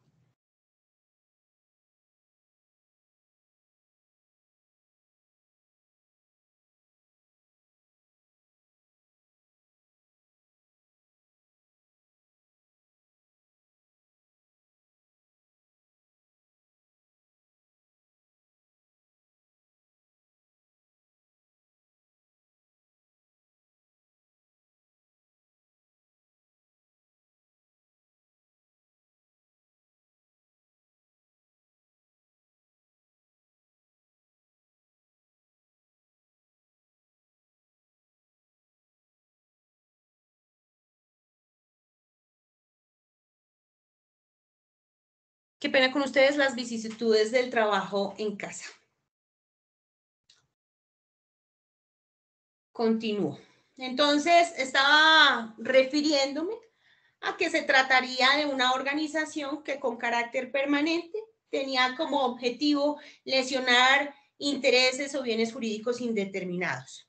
Ya mencioné que la fe pública, la autonomía individual, entre otros, y que la expectativa de la realización de las actividades que se proponían sus miembros, presuntamente, pusieron en peligro o alteraron la seguridad pública, que es la clásica definición del delito de concierto para delinquir, tipificado en el artículo 340 del Código Penal. Número plural de personas. Para este caso, mínimamente, Sergio, su padre, alias Jimena y alias Yana.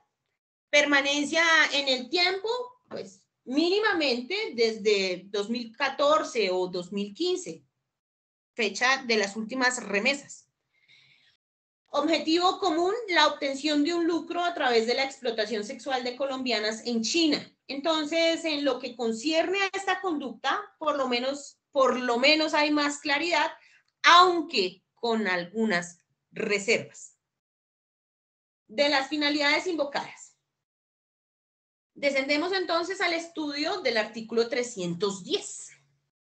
Y para ello es menester señalar que la noción de peligro para la comunidad, más allá de la opacidad semántica de las disposiciones legales, opacidad que incluso es inherente al lenguaje mismo, no es un constructo que se deje a la discrecionalidad o al arbitrio o al capricho del operador judicial que analice la procedencia de una medida de aseguramiento, o que sea algo etéreo, abstracto, inasible o potestativo dentro del discurso que preceda a su imposición o negativa.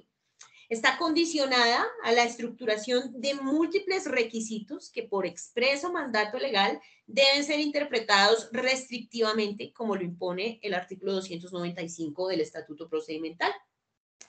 Y ello se explica precisamente, como lo dijo la Corte Constitucional, en la sentencia C469-2016 con ponencia del magistrado Luis Ernesto Vargas Silva, en el hecho que las medidas de aseguramiento adquieren una particular incidencia constitucional debido ante todo a su capacidad para afectar de manera intensa la libertad personal, en la que la gente sufre un temporal, preventivo y sin embargo ostensible impacto en el derecho, en ese derecho fundamental.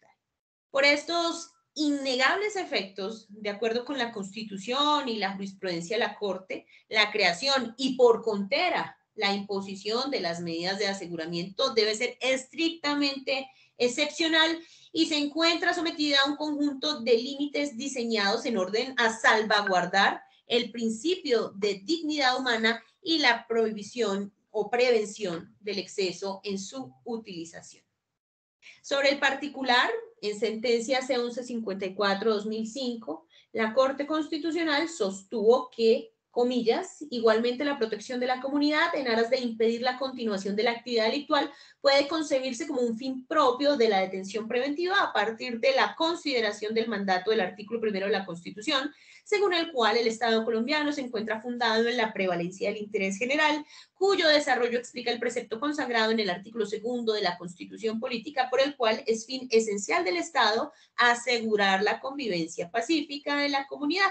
No obstante, esta atribución debe actuar en concordancia con el principio de dignidad humana y, por lo tanto, para no lesionar las garantías fundamentales del sindicado, el ejercicio de esta atribución impone la necesidad de investigar lo favorable como lo desfavorable al acusado, y así era en la anterior codificación instrumental penal. Cierro comillas. No puede perderse de vista que la finalidad del análisis, es decir, la desarrollada en el artículo 310, lo que busca es precaver la reiteración, repetición o reincidencia en comportamientos al margen de la ley, de cara a brindar tranquilidad a la sociedad y amparar los derechos de terceros ajenos a la comisión del injusto que se investiga, lo que indefectiblemente debe estar antecedido por la elaboración de un pronóstico diagnóstico.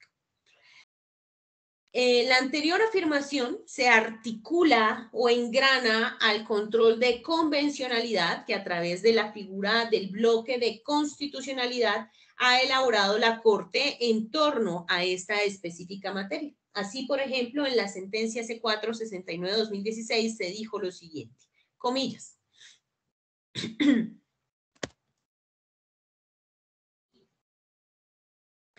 Al interpretar los derechos a la libertad personal y a la presunción de inocencia consagrados en la Convención Interamericana de Derechos Humanos, la Corte Interamericana ha reconocido el criterio de probabilidad de ejecución de nuevos delitos asociable a la protección de la comunidad como justificación para la imposición de la prisión preventiva, pese a reconocer que actualmente es discutido.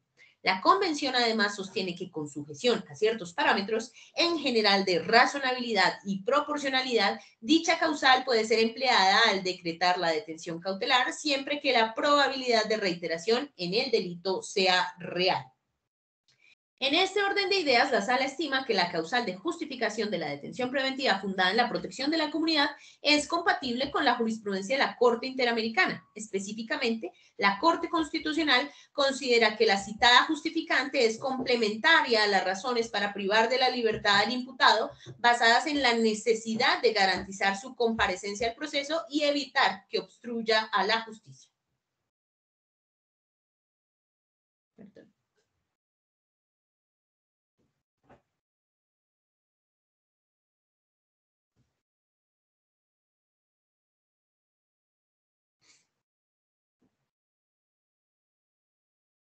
La protección de la comunidad, como concepto general, encuentra un robusto fundamento constitucional en los principios y fines esenciales del Estado y en la expresa disposición que la autoriza.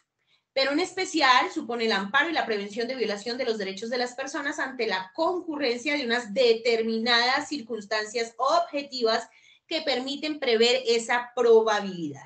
Esto quiere decir que cuando se invoca la protección a la comunidad para decretar la medida de aseguramiento, se pretende en realidad proteger derechos que a partir de una serie de inferencias se encuentran en posibilidad concreta y efectiva, ojo, concreta y efectiva de ser menoscabados.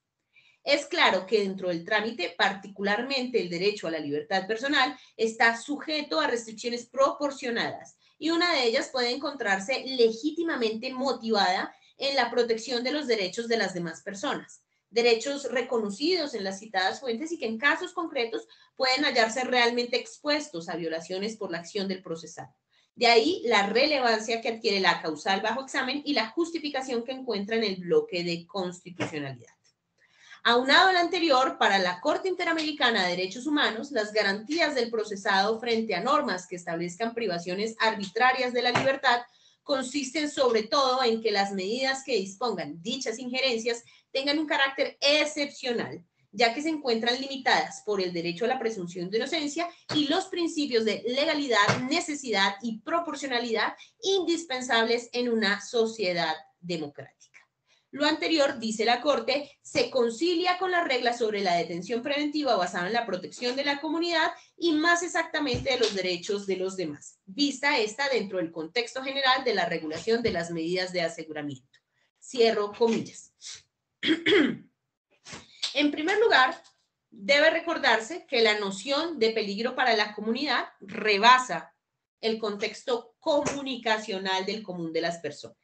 No es aquello que la generalidad entiende como tal, sino que fue el propio legislador el que le dio un sentido y alcance para su aplicación en el foro judicial, fijando unas pautas que permitieran determinar a modo de juicio prospectivo o proyección en qué escenarios puede considerarse la libertad del imputado riesgosa para los intereses colectivos o cuando a partir de las particularidades del caso y de la gente se puede elaborar un pronóstico futuro que dé cuenta de la potencialidad de reiteración.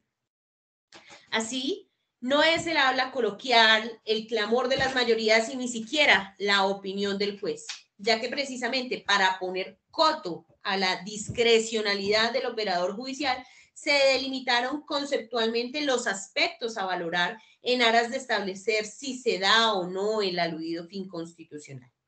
El primero de esos conceptos, la mayor o menor gravedad del hecho punible. Es un componente del citado precepto que con distinta proyección incide en la decisión que finalmente habrá de adoptarse, pues al ser el jus puniendi la última ratio, lógico es señalar que la restricción de ciertas garantías en el marco del proceso solo debe proceder por aquellas conductas que realmente afecten superlativamente los valores y principios de una comunidad y no respecto de aquellas en el que el bien jurídico sea disponible o que no tengan esa trascendencia que amerite aplicar la excepción a la afirmación de la libertad contenida en el artículo 295. Una cosa es la valoración del umbral de gravedad en abstracto que realiza el legislador al momento de definir los tipos penales asignándoles una determinada sanción y otra la que se espera del operador judicial, quien debe evaluar esa gravedad en el caso concreto, ya que el monto de la pena o la mera subsunción del comportamiento de la ley no es per se significativo al momento de establecer la amenaza para los intereses colectivos. Empero, pues no hace falta adentrarse en profusas digresiones para indicar que los delitos que nos ocupan son asaz ominosos, ya que con ellos se instrumentaliza o se cosifica a una persona como si fuera una mercancía. Los tratantes se aprovechan de los anhelos de superación de mujeres que hacen parte de sectores vulnerables provenientes de entornos marginales, con necesidades propias, incluso de sus hijos y de su familia insatisfechas, para ofrecerles cuantiosas sumas que jamás alcanzarían a ganar si permaneciesen en el país, dada la falta de oportunidades. La trata no solo mercantiliza sino que hace nugatorio uno de los pilares de nuestro Estado de Derecho, la dignidad humana. Sustrae a las víctimas de sus hogares, separa familias, impide que el Estado pueda llegar a suministrar amparo efectivo en el evento de escapar o de haber saldado las impagables deudas que se les obliga a asumir. Pues al estar en territorio extranjero e ignorando el idioma, las hace asumir a sus tratantes como benefactores, cuando en realidad son los artífices de su penuria y desdicha al vender su cuerpo al mejor postor. Es tan denigrante que niega otros valores fundamentales o fundantes como la libertad, la autodeterminación. Además de el desarraigo, repárese también que muchas de ellas, muchas de las víctimas perecen en el exterior, siendo más que azaroso la repatriación de sus cuerpos. Y también repárese en el hecho que son múltiples las víctimas que se analizan dentro de este radicado. Todo ello como para indicar que ese componente por lo menos se da en teoría. La modalidad es eminentemente dolosa, ya que no permite otra graduación a la luz de la dogmática penal. La sanción imponible supera con creces los 4 años de prisión para los delitos individualmente considerados.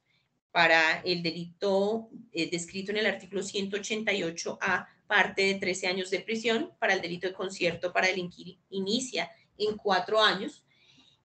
Lo que permite anticipar también la satisfacción del presupuesto de carácter objetivo del numeral primero y segundo del artículo 313 del Código Adjetivo para la procedencia de una medida de aseguramiento de detención preventiva en establecimiento carcelario, amén de ser ambos delitos que de oficio son investigables.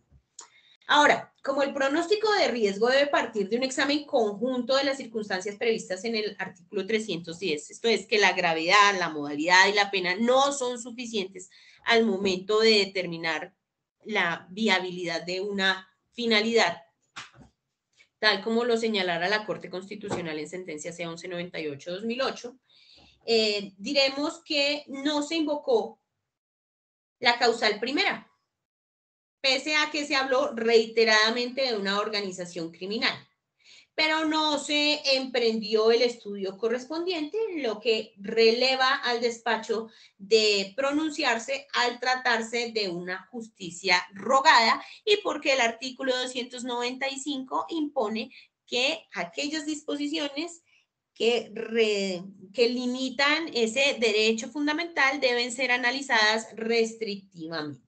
Habría podido subsumirse esa causal, pero no se invocó.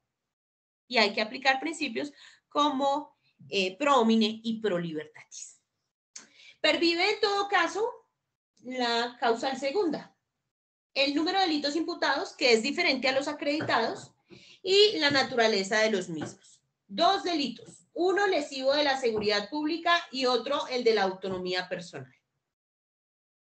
Con todo, hay un aspecto que tampoco fue abordado por la peticionaria. Esto es el peligro futuro, componente que no puede ser pasado por alto, ya que se articula a la exigencia del artículo 306, según el cual el fiscal solicitará al juez de control de garantías imponer medida de aseguramiento, indicando la persona, el delito, los elementos de conocimiento necesarios para sustentar la medida y su urgencia.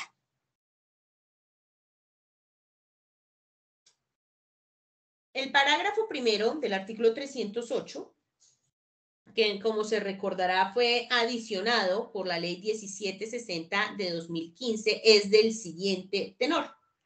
La calificación jurídica provisional contra el procesado no será en sí misma determinante para inferir el riesgo de obstrucción a la justicia, el peligro para la seguridad de la sociedad o de la víctima y la probabilidad de que el imputado no comparezca al proceso o que no cumplirá la sentencia.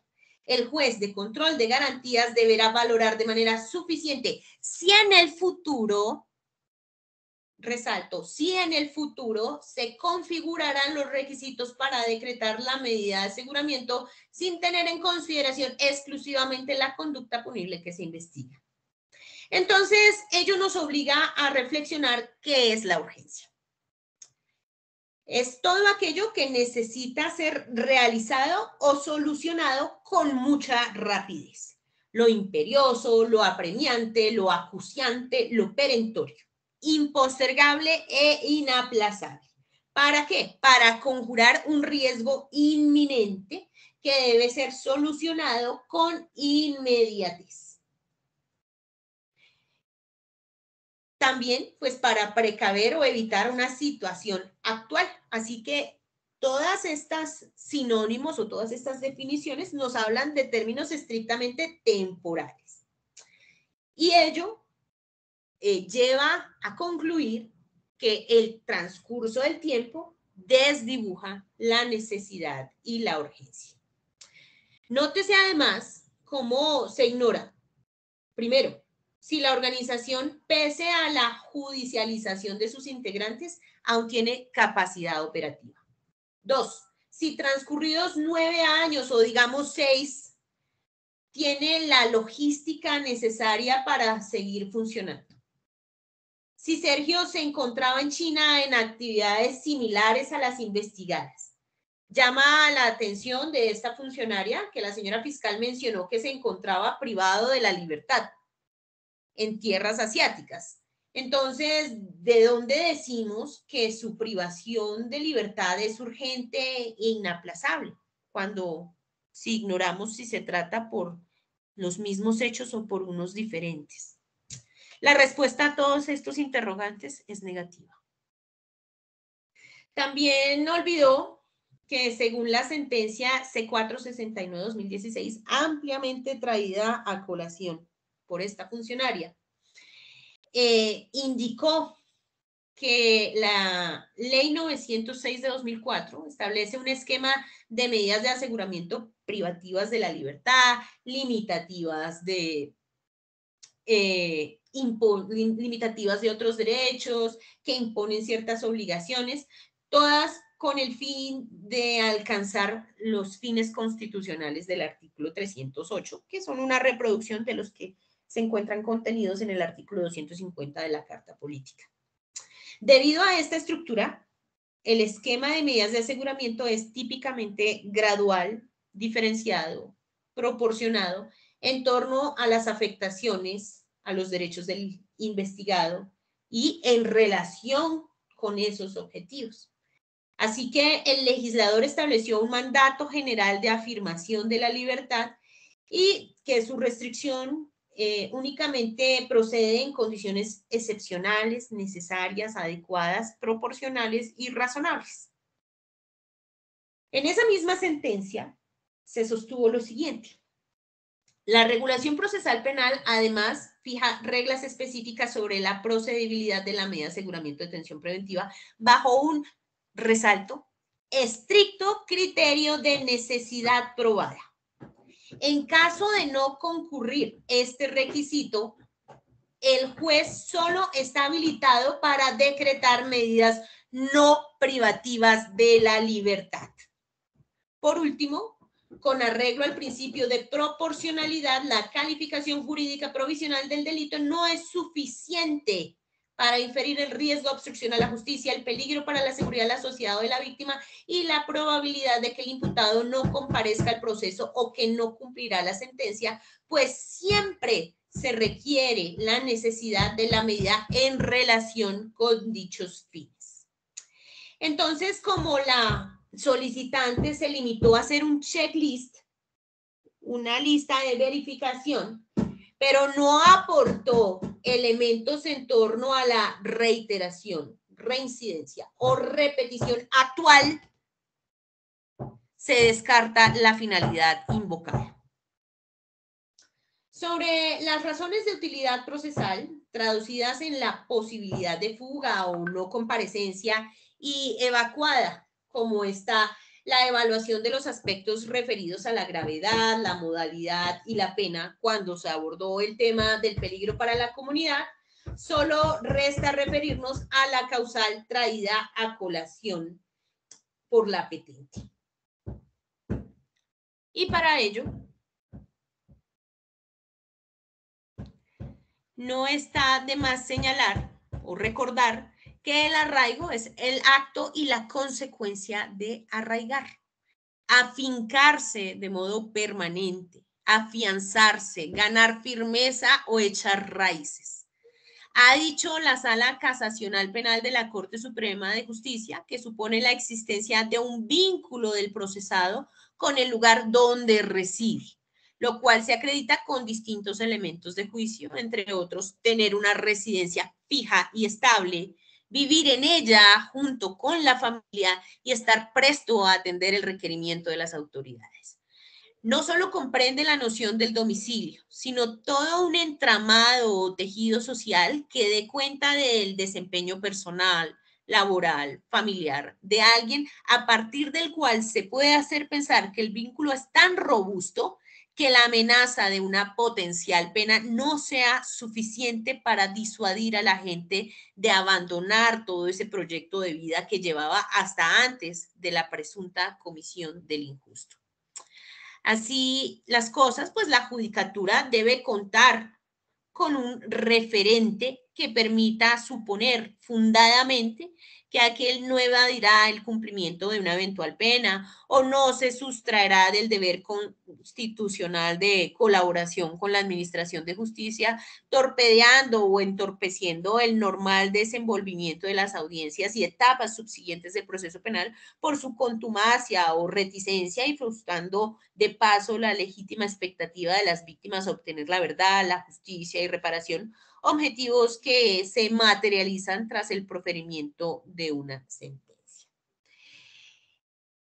Y sobre este tópico, considera la suscrita funcionaria que, contrario a lo que sucede para el peligro para la comunidad, se actualiza el riesgo de fuga o de no comparecencia, ya que acreditado está, de acuerdo a los informes allegados en diligencia de formulación, de legalización de captura, que pues fue privado de la libertad en la terminal aérea proveniente del extranjero y sus registros migratorios dan cuenta que habría salido de suelo nacional desde el 27 de septiembre de 2016.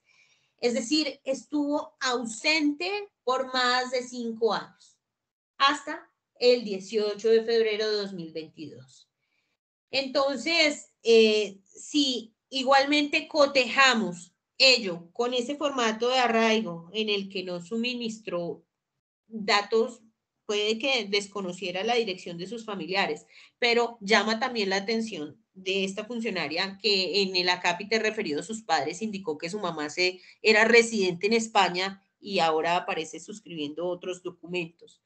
Que tampoco suministró información sobre otros consanguíneos distintos a su progenitor, a su madre, que obviamente al permanecer tanto tiempo en el exterior no tiene lazos comerciales o vínculos laborales en territorio colombiano. Ello implica que sí tiene esa posibilidad de abandonar el país, de permanecer oculto y de esa manera burlar las resultas del proceso. Máxime cuando la experiencia y la praxis judicial enseñan que es bastante dificultoso que la judicialización en ausencia. Y con ello, pues como lo indiqué en precedencia, se verían afectados los derechos a la verdad, a la justicia y la reparación que les asisten a las presuntas víctimas. Pero esa circunstancia, atendiendo la naturaleza gradual, progresiva del Instituto de las Medidas de Aseguramiento, no implica que sí o sí deba privársele de la libertad. Porque hay una carga que, como se vio en precedencia, no suplió la representante de la Fiscalía: demostrar la insuficiencia de las medidas no privativas de la libertad. Y así la defensa esté solicitando detención preventiva en el lugar de domicilio, esa petición no vincula al operador judicial, ya que con toda justeza se ha dicho que quienes ejercemos esta tarea somos jueces constitucionales por excelencia. en el entendido que nuestro rol funcional no se agota ni se circunscribe meramente a una interpretación exegética de las normas sustantivas y adjetivas del Código Penal o del Código de Procedimiento Penal, sino que nuestra actividad está sometida a la amplitud que definen los principios y normas contenidos en la propia Carta Política, lo que supone prima facie un margen de interpretación mucho más extenso que el que puede esperarse del juez penal de conocimiento. Entonces, estamos facultados para definir aquello que es justo y verdadero para la sociedad, muy a pesar de lo que soliciten las partes. Y si la titular de la acción penal no probó esa insuficiencia de las medidas no privativas, no se puede imponer las más gravosas, entiéndase la detención en establecimiento carcelario o la detención en el lugar de domicilio o en el lugar fijado como residencia por el imputado. De manera que atendiendo a esa novísima exigencia procesal, esta funcionaria procederá a imponer medidas no privativas que tienen una relación de causa-efecto o que tienen un vínculo inescindible con la finalidad acreditada, en este caso, que es la desarrollada en el artículo 312, el peligro de no comparecencia o de evasión.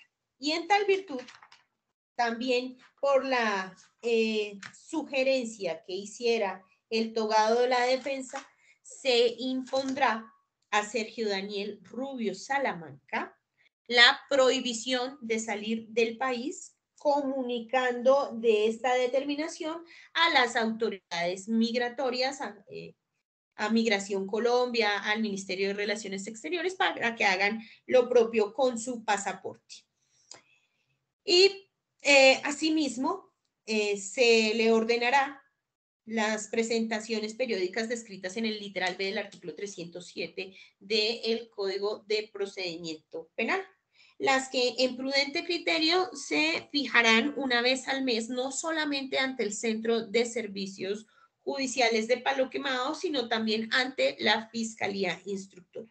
Ello permitirá tener un monitoreo de su paradero en territorio nacional y evitar esa fuga que se pretende precaver con la imposición de una medida de aseguramiento restrictiva de otros derechos y libertades. No son tan gravosas, tan intrusivas, tan drásticas, tan radicales o draconianas como la peticionada en principio por la representante del ente instructor. No afectan superlativamente su patrimonio fundamental, se avienen a los criterios moduladores de la actividad judicial, son adecuadas porque precaven o prevén ese riesgo de fuga, porque permiten ubicarlo para que no se vean frustradas las demás etapas procesales. Y porque en efecto del plexo o del catálogo previsto en el artículo 307 son de las más benévolas que consagra el legislador. Así las cosas, el juzgado 69 penal municipal con función de control de garantías resuelve imponer medida de aseguramiento no privativa de la libertad consistente en la prohibición de salir del país y en las presentaciones periódicas de la forma antes indicada, abstenerse de imponer medida de aseguramiento de detención preventiva en establecimiento carcelario y disponer la libertad inmediata de Sergio Daniel Rubio Salamanca. Esta decisión se notifica en estrados y contra ella proceden los recursos de ley. Por la Fiscalía. Señoría, la Fiscalía interpone recurso de apelación. Por la defensa. Conforme con su decisión, señora juez. Vamos a hacer un receso entonces por 5 minutos para que la señora fiscal pueda formular los motivos de su disenso, pero pues esta audiencia ya se ha extendido bastantes horas, así que para que podamos tomar algo o asistir al baño y sobre todo para que el aquí imputado pueda estirar las piernas, ya que es la persona que ha estado frente al computador, ha exhibido su rostro y tenemos certeza de que ha estado ahí sentado y que se encuentra cansado de tantos días privado de su libertad. Entonces, 5 o 10 minutos y nos volvemos a ver.